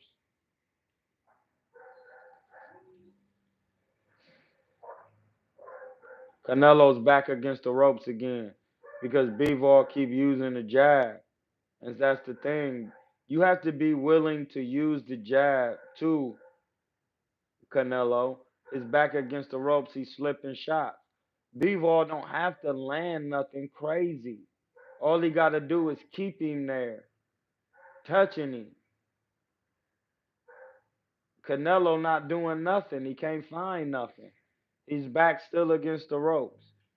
He tried to check hook off the ropes, and then Bivol he slipped it and tried to come back with a counter. Canelo trying to come forward, moving his head with the sharp jab. Canelo slipping shots. Man, Canelo's defense is on point. But if Bivol is knowing how to use the footwork to hook off, Bivol just jabbed and hooked off of it.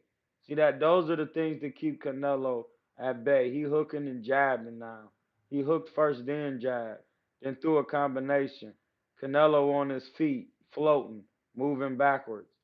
Bivol threw a jab, then a right hook. Canelo caught it and got up out of there. Canelo threw a double jab, back Bivol up. Bivol came right back with the jab. Didn't let him back him up too much. Let him back him up to the center of the ring. IQ. Bivol is stepping back with the jab, coming back with the double jab. Then they just threw a flurry on the inside. Bivol got the best of it. Canelo flicked the jab and just shook his head. Canelo is the 11th round. Canelo come out throwing power shots still. Pressing him, jabbing, pressing him behind the jab, catching the punches, trying to run the hook. He just tried to run a 4-6. Then he ran a 7 to the gut. He ran a 1-3-4. But they not landing. Dude got his hands up good. He got his hands up good. Bivol has really good defense. I don't know if he's gonna be able to do this against better Bears though. He's fast, my G. Better be. I mean, Bivol is nice, my nigga. You just ain't no hating. You cannot.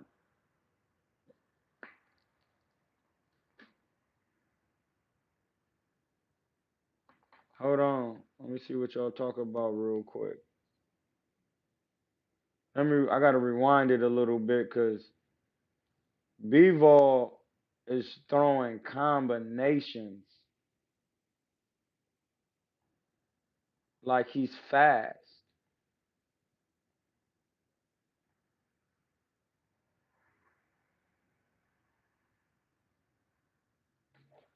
Let me see what y'all talking about.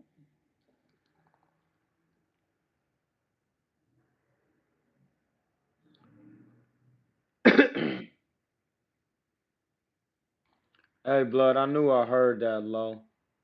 I knew I heard that.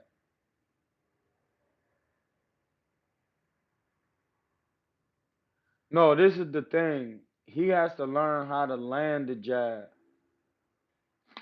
Yeah, Spider Rico, we got the film study going, blood. We watching the Canelo John. Yes, Canelo K Rob does have to improve his jab game. He really do. Like, it's important, blood. I'm looking at the fight, and it's how you land a jab. You got to learn how to jab to the gut, a la Mayweather. Greetings. Yeah, we were doing a Canelo versus Bivol film study. And the crazy thing is, Canelo's defense is on point. It's just that the things he doing I already have knew about him, and I see why they working, and I see why he getting around. When Canelo goes against the ropes, he's staying there. And then what Golovkin didn't do is engage with Canelo against the ropes because he didn't want to get fall for the trap. So he just didn't engage. He just pepper jabs. Dude is doing that, keeping Canelo on the ropes for at least 5 to 7 seconds. Testing him out, throwing a hard shot, feinting him, then jabbing him again, and then he'll keep him there a little bit longer. Then he'll throw a hard combination, maybe a 4 shots, jump out, go back to the jab. Canelo been on the ropes for 20 seconds, even though none of the punches are landing clean. We doing a Canelo Bivol film study. We at the 11th round. And even though none of the punches are totally landing clean, it's the fact that he's keeping him in position against the ropes on everything. And Canelo, when he tries to land, Bivol is blocking every single shot. Canelo probably landed very few shots in this fight. He didn't land that many shots clean against Bivol's face. Like to how many he usually be landing. It was very hard for Canelo to land shots. We starting it again. Canelo come out in the 11th round check hook. He throwing hard shots.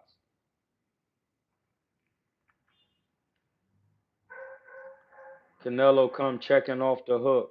Then he tried to run the 4-6, which is aiming, but they not landing. He blocking everything, dog. Like Bivol, he must have really worked on his high guard or something because he's blocking everything. And then he just chilling. He letting Canelo throw his shots away. And it's on. Listen, after all I'm saying, after all that Canelo just threw, that only took up.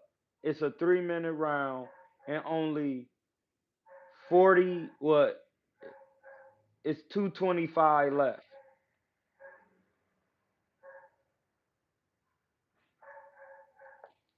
So what is he doing? Hold on, dog. Hold on. Knight, shut up.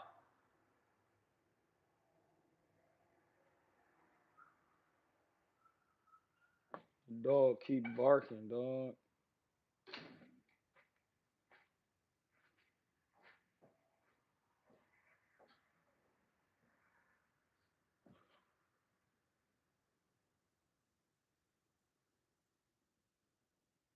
We back. We keeping it going.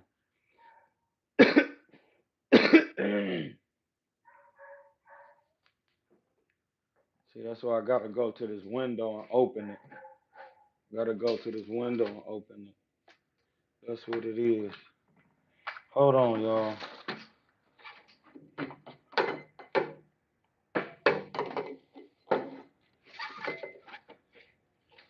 Hold on.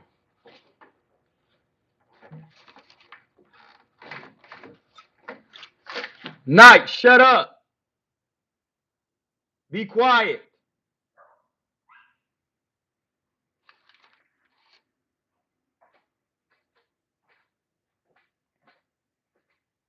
Nigga barking all day.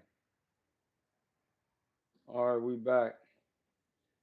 And that's the thing. He using his defense is so on point.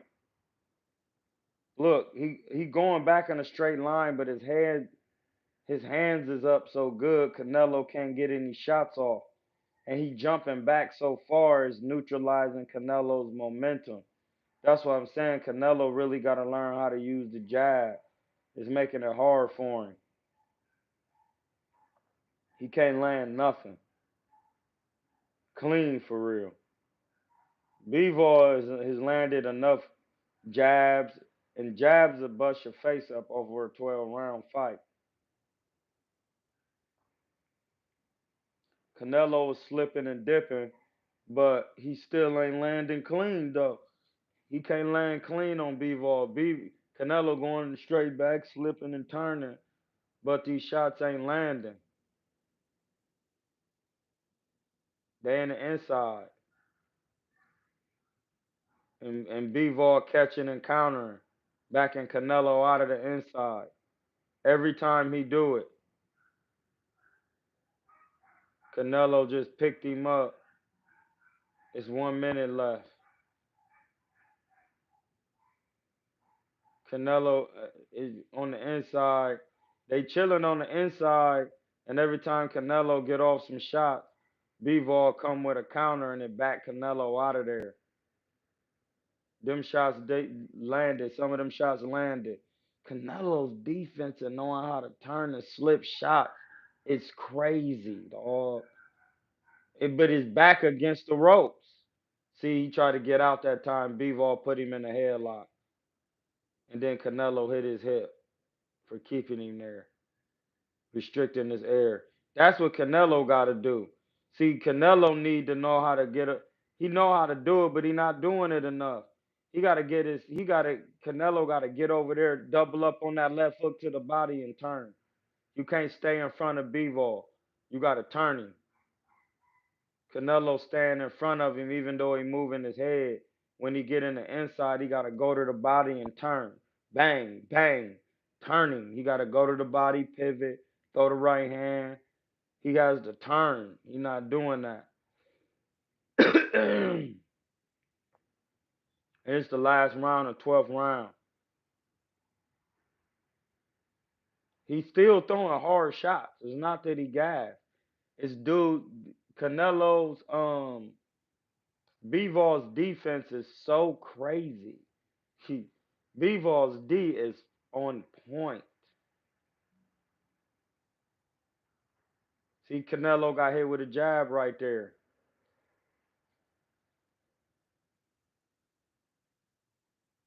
Canelo got hit with a jab, and then he had him up on the shoulder.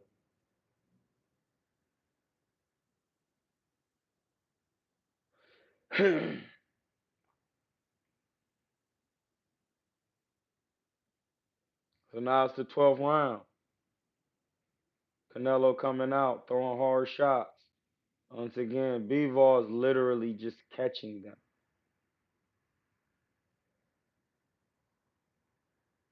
Canelo using the jab, but he not using it with the intent to find Bivol and bust him up with it and it score with it to the body. Like you got it, and then Bivol coming back with quick jabs and hooking off the jab, which is keeping Canelo back. Double jab, Canelo threw a double jab right to the body, and then a hook to the body. He trying to Canelo just threw a 4-6-4, and it didn't land. He throwing the right hook. He trying to get the shots in there. Bivol's got his defense is too tight. His beef defense is tight. He's giving work. He just hit Canelo with a couple shots.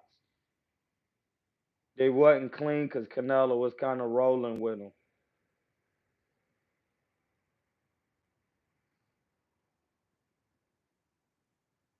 But he did get off some shots on the inside. It's very seldom Canelo get hit with clean shots, dog. And right now he's still slipping and dipping. It's the 12th round, and Bivol will not let him inside. He only letting him inside when he want to. and then he's still getting his combinations off. Canelo is slipping him and dipping.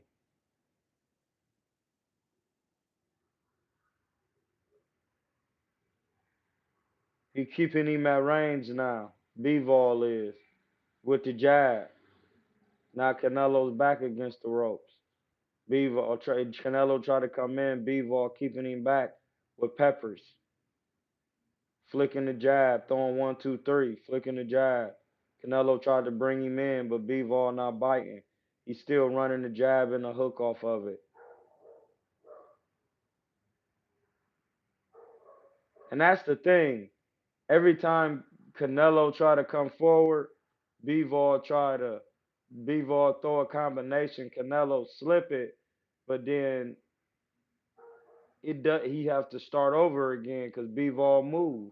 That's boxing. On the inside, Bivol let Canelo get off and then countering. And then Canelo will back out the inside and have to reset. That's boxing. He keep doing it. And that's why he's winning. Like, he didn't hit Canelo with a lot of shots. It was some jabs that got in there and a couple combinations. Like 1, 2s. It was never a set of combinations every time.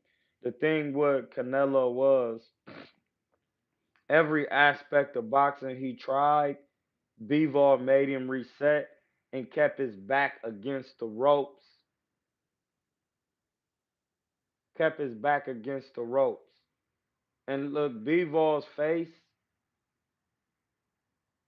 is pretty. Bivol's face doesn't look like he really fought for real. And Bivol really, because his defense was better, dog. Bivol had way better defense. Bivol's defense was so good this fight, dog.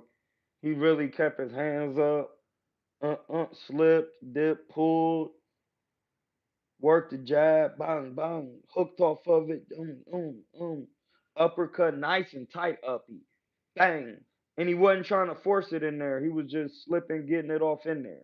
Bang, bang, bang, bang, bang, hang, hang, hang, hang, hang, hang, hang, hang, hang. He was throwing some shit. Bivol was throwing some combinations and had great defense. That was hard. He came with a great style that fight because it was hard for Canelo to do what he normally does. And even when he did it, Bivol still blocked every shot damn near he threw in the fight. He literally blocked almost all the punches, my G. My bad. Earlier, I forgot to turn the volume down so y'all couldn't hear it, but he was blocking all the punches, man.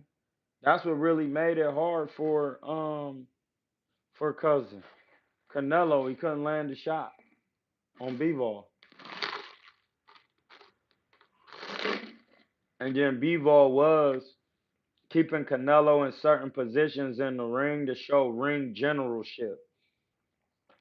Bivol's ring generalship was A1 because when he was in the inside, he showed him, hey, you can't be in here with me. Yap, yap, yap, yap, yap. Throwing sharp shots. Canelo slipping and getting out. Then when they in medium range, he got the jab and hooking off the jab. Jabbing him to the body, slipping, stepping back. Keeping him in his range where he can land and then Canelo couldn't. Then when he got to moving around and Canelo tried to draw him in, his back, he would keep him pinned against the rope for long periods of time. And when Canelo backing out, he would keep the jab on him coming forward. Then when Bivol was backing up and Canelo put him on the ropes, he'll go on the ropes and then just jab and pivot directly off the ropes and put the jab right back on Canelo, get back to the middle of the ring. Listen, you're not. That was boxing. It's going to be hard to beat him when he's doing that.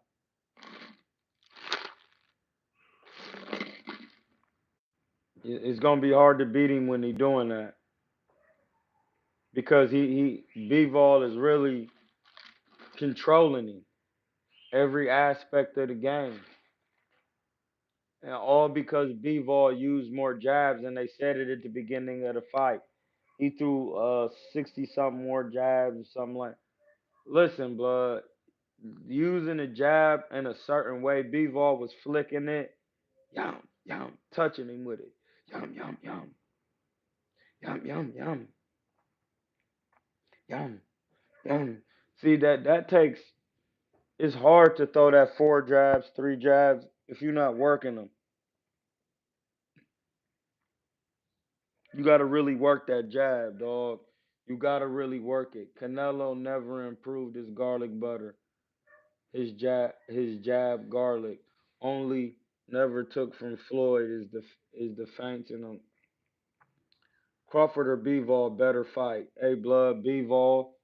Bivol's a better fight because Crawford, he could do everything Bivol could do, but he ain't got the size.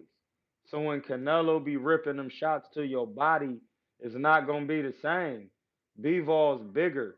His high guard can stand Canelo's punches. You trying to be in the high guard, coming from even though Crawford come from 135, Crawford's body is not the same body as Canelo's. His body more stocky. And Crawford is older. He's slender. He got a different body type. It's three body types: mesomorph, ectomorph, and endomorph. Terrence Crawford has a more slender frame. It doesn't mean that he's not strong, but Canelo has a short, stocky body frame. And his power carries up. Canelo started at 140, yeah. Crawford started at the weight class down. I mean, Crawford's power has stopped at the lower middleweight division, which is junior middleweight. He tried to go up to 68. It's not gonna work. They're gonna bust his pack down because he's not big enough. I just watched the Bivol and Canelo fight. The reason why Bivol the reason why the night just stopped barking, I just screamed out there at the back window. Um, the reason why Canelo did so good against um, Bivol did so good to beat Canelo is because he had better defense than Canelo that night. That nigga defense was crazy. We just watched the fight, and Canelo couldn't land a shot on Bivol all night. High guard on point, catching, and he wasn't just high guarding. He was slipping shots. He he slipped. Look, Bivol was pulling, slipping. When I say Bivol is Heems, he literally was using, huh? He was using all old school tactics on Canelo.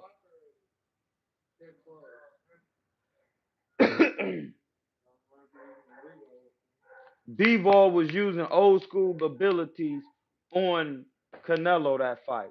He was flicking, sticking, feinting, and, and upping. He was flicking, sticking, feinting, flicking. He was sticking, flicking, feinting, and hooking and upping and pulling. We had to just add that in there because he was pulling. He was pulling off Cuz coming back with the stick to the guts. He was really doing it. It was a wrap, bro. That was a good master class by Bivol. We gonna have to go to that fight multiple times and watch it because the things he was doing. Who coaches Bivol? I gotta watch it. One of his Russian coaches or somebody probably coaching him. I don't know, but we gotta see that too. I say Bivol beating Better Biev because Better Biev won't be able to land easy as he wants. By the sixth round, his gas tank gonna be no, Better Biev got a gas tank, and he will be able to land because he's just as tall. That's where it's different, cause that height. He just as tall as him with a longer arm, and Better Biev got good fundamentals, and he used to that style and Better be sitting down and he could move subtly, bruh. I've seen it. We did the film study. You try to get slick on Better Be if he'll get the bang and start throwing. I'm telling you.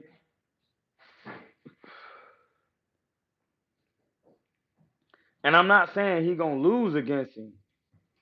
I'm saying that it's gonna be a hard fight for Bivol because his power output, and he can't do a high guard with him like he did with Canelo. Because Better Biz hits harder than Canelo, dog. You got to keep it 100.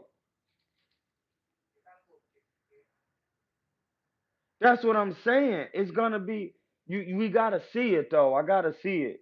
And the reason why Bivol was able to pull these moves off on Canelo though is because his weight classes and the fact that Bivol Canelo's weight class is topped out at 68. So Bivol is literally he just peppering him with the jab like yap yap yap yap yap, and then when they get in the inside, he mixing the combinations up. Yum yum yum yum. He really You eat some of the salsa? yeah. They got chicken bouillon. Is that vegan or? No, she put chicken bouillon in there. Yeah, she put chicken bouillon in the powder. Oh yeah, I ain't even know that. I ain't eating no more. I ain't know that. I thought they told me that was vegan. Now my stomach gonna be hurting. She always put that in there. Did she say do the chicken? I gotta look that Oh up. no, she said she only did it this time. Fuck. Um, Before she just used salt.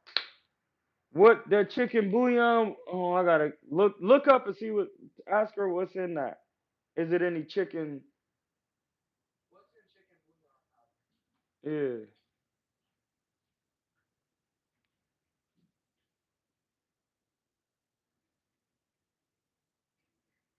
We're gonna look it up as chicken bouillon powder. Bivol either gonna box and find a stoppage, or Better be gonna blast him high guard. See, that's the thing. That high guard. Really, they get it from the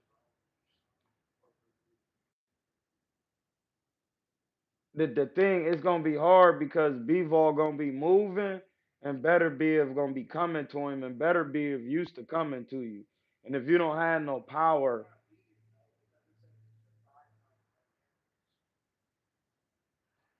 you gotta be able to slip. You can't be catching them heavy punches. It's gonna be hard.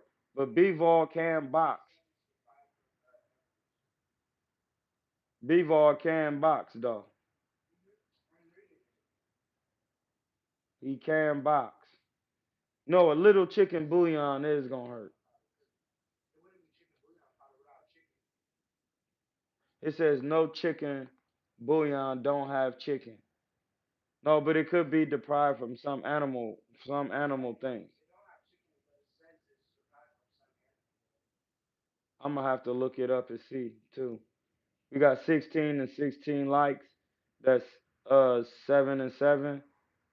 16, 1 and 6 is 7. 7 and 7 is 14. 1 and 4 is 5. You know the chart. You reap what you sow. But you're not for that. You reap what you sow. I'm gonna know if it's weak because my stomach gonna be constipated. And that's usually with lactose, but I don't want no extra seasonings. But I've been on my sea moss and my herbs, so it's gonna come out of there in a day off a fast. Bud needs to whoop on Fondora. Virgil in boots fought someone. By then, hit him with a 160 and retire. Are you facing jail time on the bank case? No, I'm not. I talked to the lawyer on the bank case. They're gonna listen to this. The bank case. Listen to this. Now that we did the Canelo John, listen to this. The lawyer. I finally had to talk with my public defender for the bank John. Right. The public defender called me. I had faxed her my trust fund, my foreign private trust.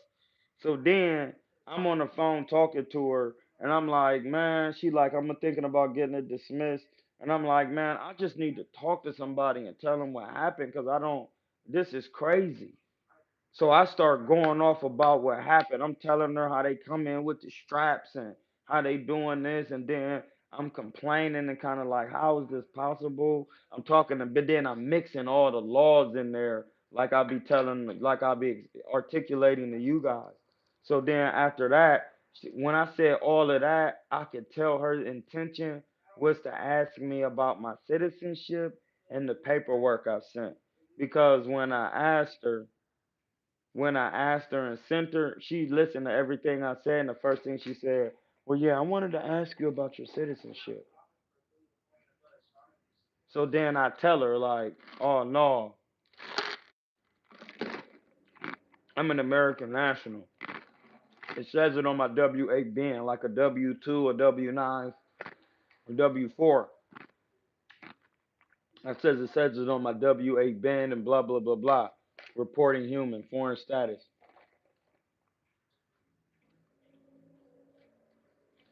But I am not boxing. Like, fuck, absolutely not.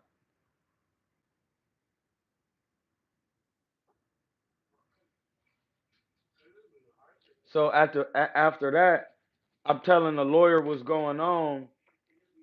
So so yeah, I wanted to ask you about your citizenship. So I'm like, what's up? Like, most definitely. I'm like, well, I could tell you about it, but I sent you some paperwork. You see what I'm saying? I'm like, I could tell you about my citizenship, but she's like, oh, I said, did you get the mobile fax that I sent you? She like, I got the fax. I'm like, well, on the fax and in the paperwork, the legal notice and demand, the security agreement, the hold harmless agreement, it's a differentiation between the name Troy DeMond King Trust and Troy DeMond of the King family and any derivative of the name, blah, blah, blah, blah. Once she got done with that, she said, I'm going to get it dismissed because of your citizenship. You can't make it up. You can't make it up. You can't make it up. She's going to get it dismissed because they don't have consent or jurisdiction. And I said that. They're gonna have to get off of that. I'm about to be right back at Navy Federal, opening my account back up and getting my stuff going again. And it's not gonna be nothing they could do about it. Nothing, sir. They're gonna have to. They're gonna have to take it. Pause.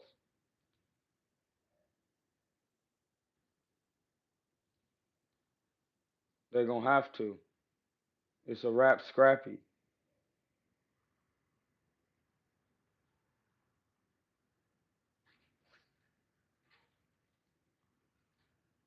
I had to turn the John back on and cut off.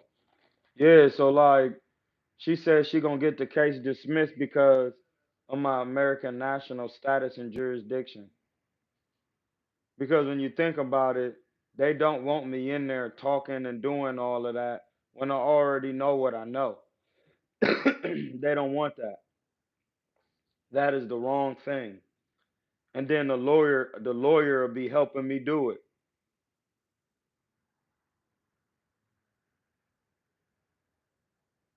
The lawyer will be helping me. The lawyer will be helping. The lawyer will be helping me do it, helping me. But what they are gonna have to do is they're gonna have to give me my bond money back. That 25 racks. See, y'all have to understand banking and how it really works. When you open any bail bondsman, a bail bondsman, they're bailing you out off your bond. Once you open up an account with the bail bondsman for the 10%, say you owe it, you go to jail, they say your bond is $1,000. You have to pay 10% of that. That's $100.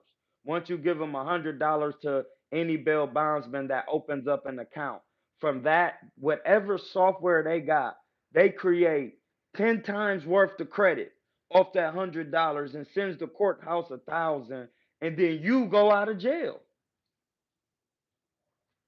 You get walked straight out of there. You go back to the bail bondsman, they give you your receipt. Your receipt says you paid 25 racks to the Solano County, Summit County, which is Akron, Alameda County, which is Oakland. It don't matter. That's how it works, bro.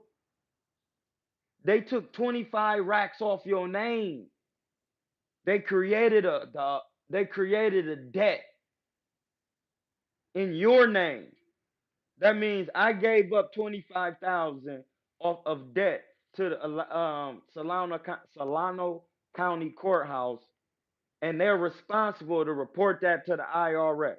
So every time a quarter go by, which is 3 months, it's a tax period. Every tax period go by due to the quarter of the year, they get audited for that bread because they're not supposed to. I'm not supposed to be giving them money. They're not any corporation supposed to balance out at zero.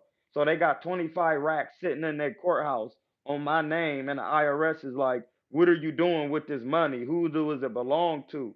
And then they got to come get me so I can go to court about it. Now they got to give me the money back. That's gonna hurt them. They're gonna be. That's gonna strip money from them. And that's when they seeing if that money gets divvied up between the courthouse and bonuses and all of that with the county, or do it come back to me? And that's how the county get rich off tax, nigga. Stop running your mouth if you don't know it. And that's what these crimes of commerce or civil crimes are about. Because civil has nothing to do with being has something to do with being black and doing business.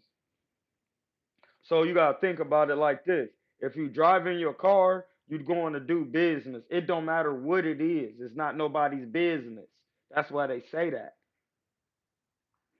So when you call your homie and be like, "Hey, blood, where you at?" It's really none of your business unless y'all got business like that. Because everything is court. Everything is court, bro. Anything could turn into something to where you could be damaged or healed. Gotta have balance. So you gotta think about that. Talking to somebody outside in the street is considered court. If you screaming too much, that's disturbing the peace. Pieces of what God is in the book, the chart. If you disturbing the peace unrighteously, the police coming. You're hurting someone. You're disturbing something. It can be bad for somebody's business. It's bad in the resident. Those things, like, it's too much.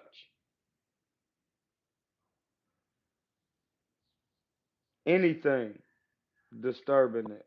Cars going too loud. Car music too loud all day, all night, in hours where it shouldn't be going on. Animals, like that mean that those laws have been turned into commercial civil laws, and that's how they tax people because now you in there, you answering for your name that you don't own. The United States own that baby with the state, and now you just looking crazy.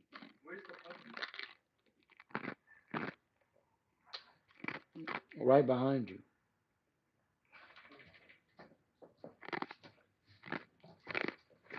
Back up. And don't be pissing. Yeah, so like that you gotta think about that.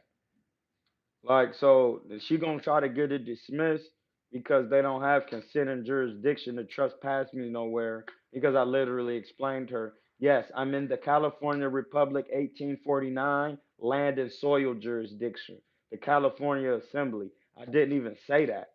But that's a real thing. If they have a what's good with Cali Fire? If they have a California State Assembly, then they definitely have a California Assembly because the California State Assembly is for the state of California, And then you have the Republic of California. I pledge allegiance to the flag of the United States of America and the Republic for which it stands. So when you say you pledge an allegiance to the United States flag, that stands for the Republic. So the Democrats stand for the Republic. Did you know that? You didn't. And you arguing about stuff in politics when you literally say, I pledge allegiance to the flag for the United States of America, for the Republic for which it stands, one nation under God, indivisible, with unity and justice for all. So the Democratic stands for the Republic. Because without a republic, you can't have a democratic because it has to become a private corporation before it's a public corporation. JP Morgan is private, Chase is public. JP Morgan is in the republic. Chase is in the public. I'm saying the same words, just adding the re on there. Republic, public. Incorporated, unincorporated. That's what you have to know. Jesus or Yeshua HaMashiach was unincorporated. That's why he was evading tax of the Romans. And that's why they wanted to kill him. He was unincorporated. He was the king, the next king of Kemet. His last name was Ham Ashiach. It's a fact. Then Muhammad was the next king of Kemet. He had a Ham in his name. Then you get to me, I am Ham Hamza, nigga. Recognize it. So that, and you got to realize that. So now that's what the lawyer is basically saying, trying to test my knowledge over the phone, and that's when I had to learn. When you get a lawyer on the phone, they want to hear what you know. Then, according to the paperwork you have filed, they want to see what you say and match that up. They want to hear that you're saying what you have filed is filed and you can articulate it. Once you articulate that on the paperwork, that means you don't need the paperwork. You know your status. I'm not in there talking about I'm a Moor and I'm none of this. No, no, no. Those things don't even exist. If you don't know the real history of the Moors and understand that just means you're a black person, and a Moor of the Moorish temple science is a priest of the occult knowledge of Kemet.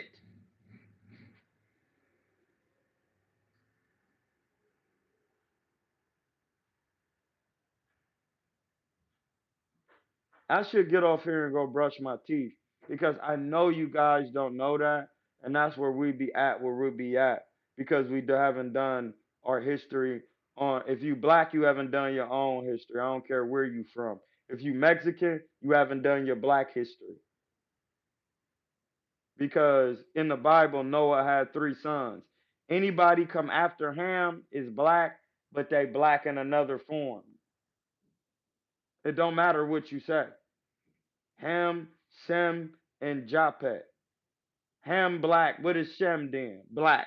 Japheth, light skinned black nigga, a Eurasia. If they all brothers, and then when you open the Quran, they call Noah Nu,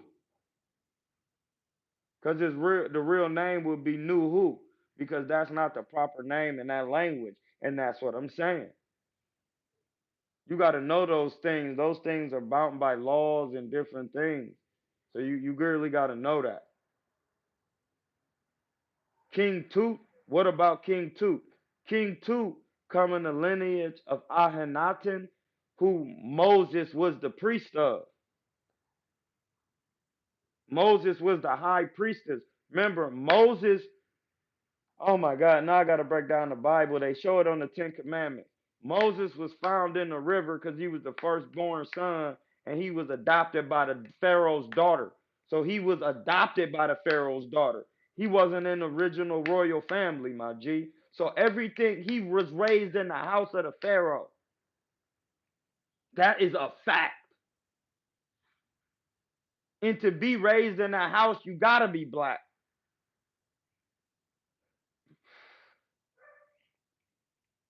After that, if he was raised in the house of the Pharaoh, that means he was raised under Ahanaten's daughter, and then which was King Tut's mom, if I'm not mistaken. And then on top of that, and his name is, it's not Tut, it's Tut, because Tut means to clothe or under. So like Moses was the high priest of King Tut, but Tut was the next one in line to be king, the boy king, and he took, his daddy died. His daddy wasn't a good pharaoh. Like not every black pharaoh was a good pharaoh. Everybody gotta find their way. Just because you the pharaoh and you the king of the known world don't mean you actually have it. And the reason why is because Akhenaten changed the divinity of the religion, and everybody start worshiping the sun as the being of supremeness. That's why his name was Akhenaten. Aten means sun. Aten. Ten is atoms in essence. Te. En. And then ten is physical. Jibril, and it created the sun. And that's something that is a divinity of Ra, which is consciousness and will. It's not, it's not Amen Ra. That's not the sun. The sun is Aten. It actually would be Aten Ra. So when you get, he changed that, and people didn't like that. The people, the community didn't like that because, and back in Africa, they said, no, it's a supreme being. And the supreme being showed you that the living sun is a living aspect of the supreme being. You see it every day. It's unstoppable. It's unshining. That is supposed to be a living representation of the supreme being. You don't know how old it is. You don't know how it got here. Well, you do know how it got here, how it was made, but if you know the science, but that's what they talking about. So then once Aten died, his name used to be Tutankhaten. But then once he took the throne, it became Tutankhamen. Amen. And then they put Amen back at the top of the chart of the Kabbalah because Amen is the hidden consciousness of the Neb Er Te'er, which is the Lord of the uttermost limit. That was the supreme being came into the physical space by making itself the Lord of the uttermost limit, meaning it don't matter what limit you take this to, I'm the I'm the Lord of it. The supreme, then it was one.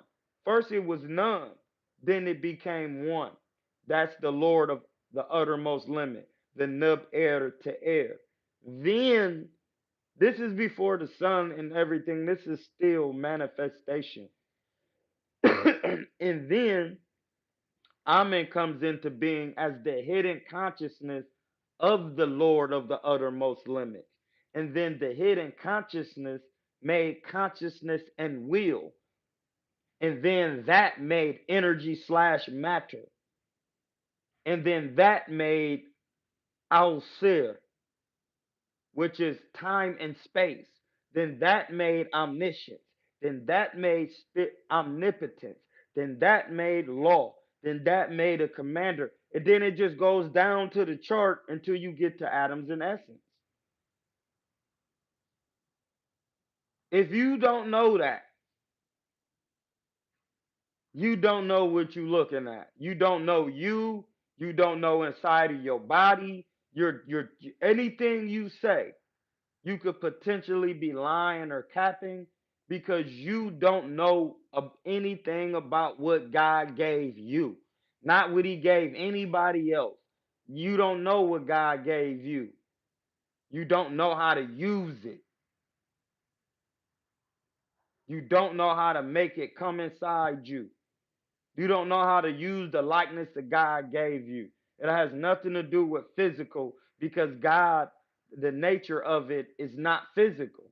The supreme being is a bodiless entity that has effect on the inner physical objective world and the spiritual world and the uttermost limits. So you have to understand that. That is what's inside a certain group of people. And then through that, other people have gotten that divinity. If you don't know that, then you got to chill, bro. You shouldn't be talking back to nobody, arguing with anybody about, especially a person who prophesizes about their own life. And we've seen it on here just by the fact that when I tell you Danny Garcia cannot box because of these factors, and then it happens, that is what a prophet does. It's not like you picking things out of that don't make sense. That's what people don't understand what a real prophet is. You could take the things that you see and then you could predict what's going to happen. And then it happens exactly how you say it because you're not being prejudiced or emotional about what you're seeing, which is called objective reality. You're not disputing or ignoring objective facts. That's what people be doing, blood. They try to argue or dispute objective reality. Like I literally watch you get your head. For example number one, on the boxing voice. We watching the boxing voice. The boxing voice come on. My man Ness played the David Benavidez interview.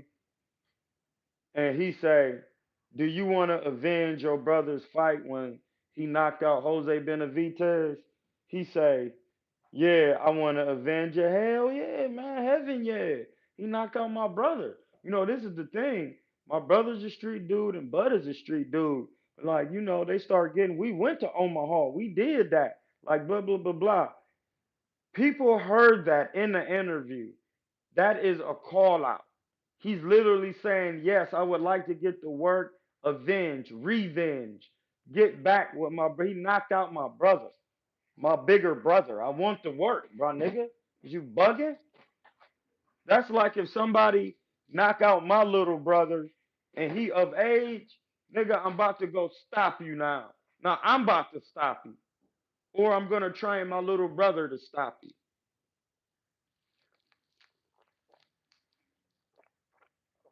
I know how this is how it's true. My little brother Darshawn, who's literally 5'10", about 290, stupid big, huge legs, cat fullback size for real, huge. Pause. He used to work at a nursing home, grown as heck. He literally was having problems with a guy at the nursing home. I used to work at the nursing home in Akron. You know that when he was having problems with dude, the dude went to Darshawn, my little bro, and was like, all you gonna do is tell your brother Troy, your brother Hamza. Listen, my brother is way bigger than me, dog. Why would he come tell the smaller me? Because I will rip his head off. I will knock him out over my little brother. He's still my little brother. I knock his head off. And his answer, Darshawn, was, my brother wouldn't even waste his time on you.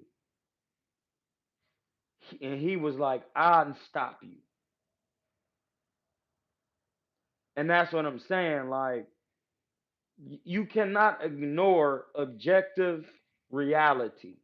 That is when the spirit comes and gets you, your own spirit, because you know you're lying. You know it. You know you're lying straight out into the public, out of your mouth. Before you even say it and you think the lie, your brain gives off the waves and the brain waves go through the water in your head, create more ripples. Those ripples go through the rest of your body, affect your nervous system. Your nervous system is electromagnetic. You feel a certain way, and then you act on it, and then it starts to play out. What you reap is what you sowing. What you sow is what you're gonna reap because you chose to be in your emotions about anything anybody said when you know, especially somebody who prophesies and you don't know your spirit. I don't care if it was a minister in church. If I asked him, hey, how does the spirit work that God gave you? And you don't know how to articulate that, then you don't know what you're reading and teaching and doing. That's just the reality of it. It's not to be argued, it's not to be emotional over. It's to be like, well, what do I it's so simple. Hey sir, young man, I see you got a lot of knowledge in you.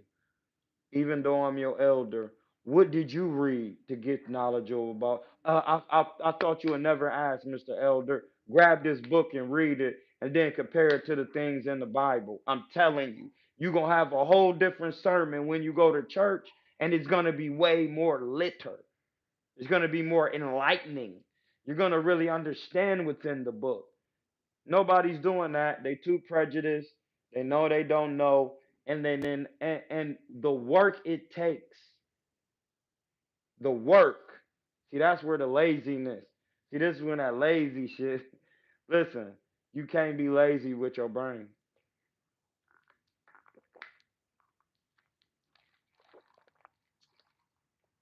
You can't be lazy with it.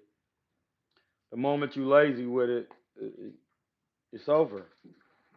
You cannot be lazy with your brain, dog. You have to use it every day, and when you use it to do stupidity, trying to manipulate situations, you're only manipulating the wrong atoms in place so that the wrong things can come into existence for you. And that's called lying and capping. And that's what they literally was saying when David Benavidez said, I would love to fight Terrence Crawford for knocking out my brother. And they said that was not a real call out. That is lying on objective reality. That is ignoring objective reality, blood. It makes no sense. Objective means this table, an actual object. So you cannot ignore objective facts. David Benavidez said he wanted to fight dude for knocking out his brother. That's a call out. And then this was crazy. Turkey Al Sheik literally tried to make the fight at 164, and people was like, no, it's not a real fight. It's not. It's not a real fight. It's not a real fight. Hey, that's cat, blood. That's cat. It's a real fight. It could have been a real fight. Turkey Al Sheik don't care. He just trying to make mega fights. Get people to show up mega Jones. He on it. So then to say that's not a real fight literally showed me how these niggas be on how Errol Spence was when they was doing that Errol Spence cat. Talking all that stuff. Errol Spence, he want to fight him. He want to do this. He ain't running. Soon as Bud left top rank, became independent, had backing, Errol Spence went off in the high, tried to hide. Bud had to call the nigga and make the fight without Al Heyman. That means they didn't want to promote the fight. Cause think about it. If Errol Spence is PBC and they put all their money into a promotion and then he get his fucking pack busted like he did, that is stupidity. Nobody is stupid enough to do that. What company is dumb to put millions close to it's actually got to be close to some outrageous over to throw a show like that? Got to be anywhere up for from 30 to 60 million. You're talking about TV, venues, tickets, food. Who's paying for this? So you're going to do all of that for Errol Spence, put him in there with Bud, and watch him brutally get punished. Why? You're going to lose all your money. That's why Al Heyman didn't promote the fight and it didn't do good numbers on pay-per-view because you don't put all your money in somebody and then watch him get they. You gotta think if they would have promoted that fight and they would have got 1 million views, you would have seen 1 million people and more would have seen Errol Spence get brutally beat. Nobody's gonna want to see that again. So then we take Devin Haney and Ryan Garcia. It don't matter if he cheated. The public still seen his head get knocked off. They took the win back, the loss back, gave him a zero back, suspended Ryan, and nobody still wants to see Devin. They're not paying him. He asking for more money to fight Paro, and then for a tune-up, he asking for at least 2 million. He asking 4 million for a tune-up. So that means he want more for Paro. You can't get more from that. You got to take $1 million payday. You got your pack busted crazy. And this is the thing. People know it was a billionth of a gram in your system. And it had no performance enhancing effects. So it don't matter if it was in your system. It in another trial over time, it can be proven it was cross contamination.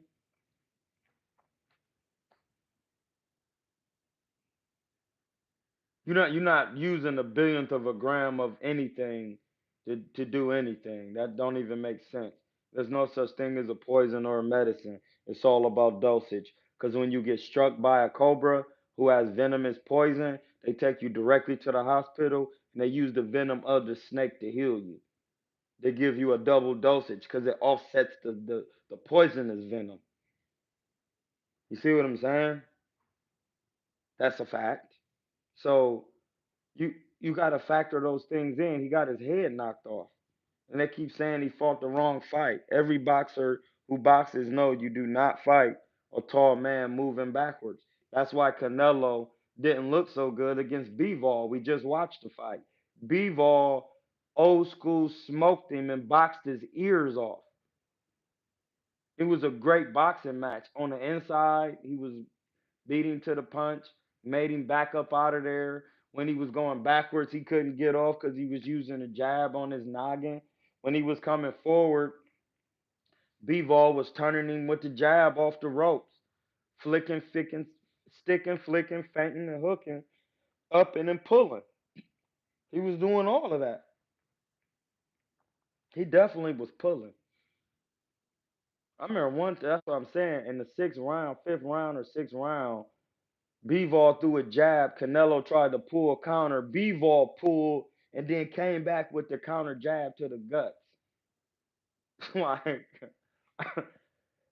I love Canelo, but I love boxing, and that was actual bars. And that's why he lost. That's why he did barely won a lot of rounds, if any, because he could do nothing from round 1 to round 12 with Bivol's front hand. And then after the front hand was doing what it was doing, Bivol's high guard, jab, movement, pulling, slipping, rolling up under, slipping punches, catching them on the guard, that he didn't land hardly any punches.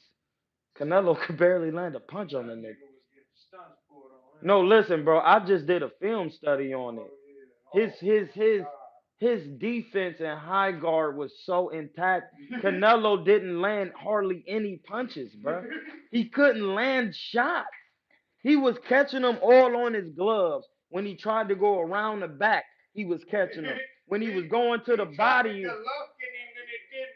it nothing worked. He tried to pull him in, and it was really because he was using the jab, hooking off of it. He was doing a move we was working on. He was like, and he was doing it like, bang, catching him, catching him, jabbing, slipping on the inside, bang, running shots up and through the middle, and they wasn't even hard. They was just sharp and precise. And that's why that was a master class. But listen, to beat Canelo, You have to put on a master class because he has all the master class attributes. You're gonna have to have multitudes of work and dimensions, my G. And it's the crazy part. No, did anybody hit my cash app for that? Nobody did. Y'all should be ashamed, blood. Y'all should be ashamed. Nobody hit my cash app for that. And y'all be claiming y'all want this. But I gave y'all something today. I gave y'all double whammy.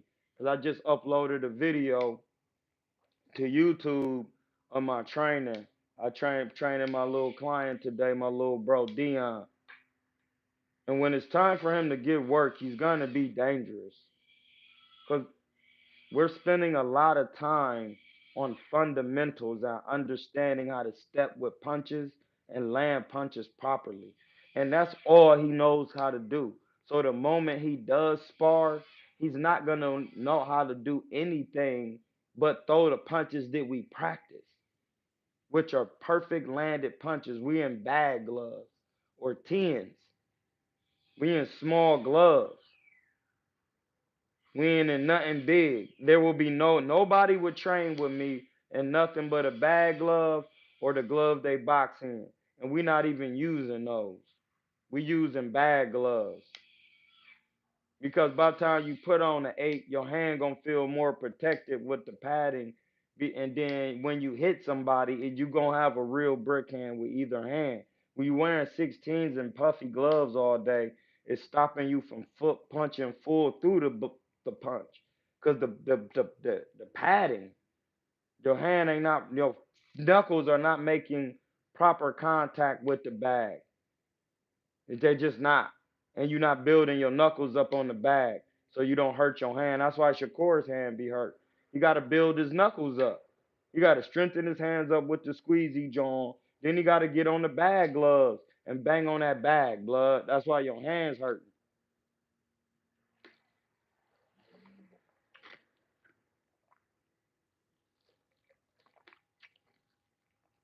You have to build your hands up.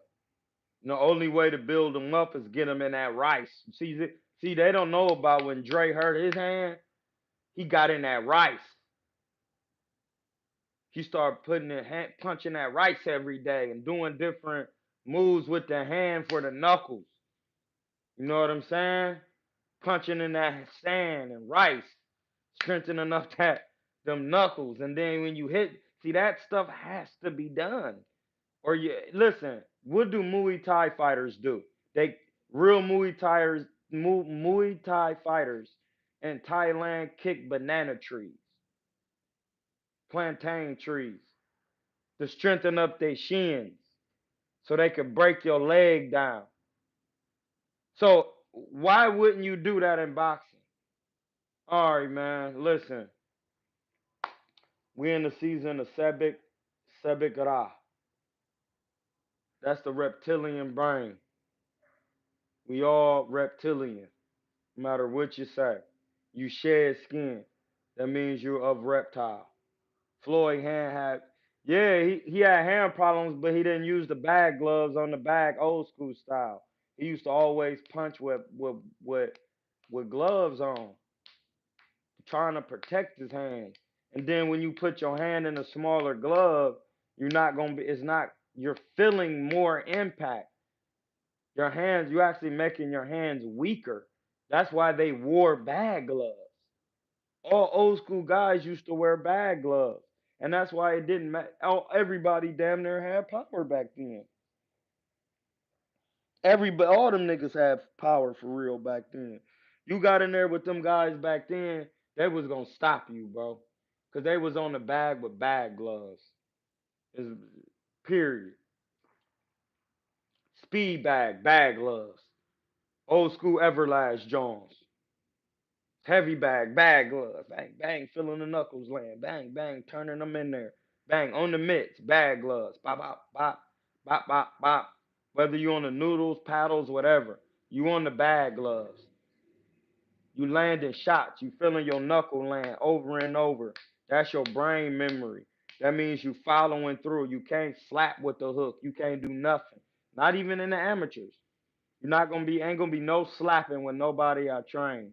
You're gonna throw hard shots and land all four knuckles, and you're gonna start knocking shit out after I teach you how to punch correctly. Cause punch, you don't just punch how you want to. You gotta be squatting a certain way. Your body gotta be turning when you throw punches. You gotta know how to turn your hook. Your elbow gotta be up. You gotta have these things have rules because it's a square circle. So that means you must be punching with the degrees of the square circle, which are 90.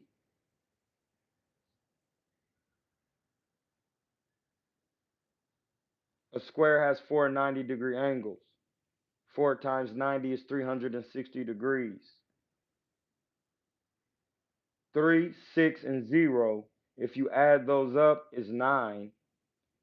If you go to the chart, you must sacrifice on behalf of God. In turn, you will receive everything on behalf of God. This is devotion. Shows devotion to God when you sacrifice.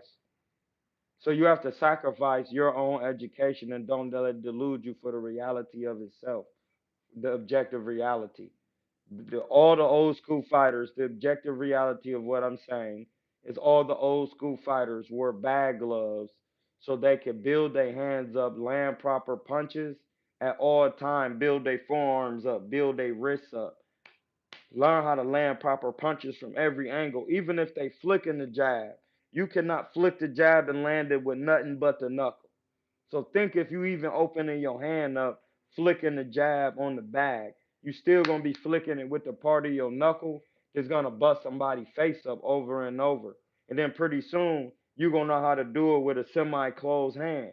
Like bang, bang, and that's gonna bust their face up. Bang, bang. You see how fast that is? That'll break your nose, blood. If you and that's why Ali was cutting people his first couple fights, stopping them, cutting them up, cut that leather gloves, cutting up the eyelids, speed and turning the wrist, slicing the eyelid up. Gotta know how to do it. That's how you stop somebody. You slice the eyelid up off rip. Now they got to deal with that for the rest of the fight. It got to be stopped. You done. You done. That's it. That's it for today. That was it for today. That was a film study. We had to watch it. You got to watch and break down these scraps. You gotta watch and break down these scraps for real. If you're not doing that, you really not doing nothing. So we about to start breaking down all scraps for a minute. So them gonna be the next videos. We gonna be going old school, new school, breaking down fighter styles, how they used to get off, pause, how they used to catch punches, slip, dip. We're gonna be getting on all of that. It's plenty fighters, and it's just fighters that you never heard of, and we're on it. So look, be prepared and be prepared for the video I'm about to upload. I'm in Hotep. One. Hit my cash app and stop playing with me.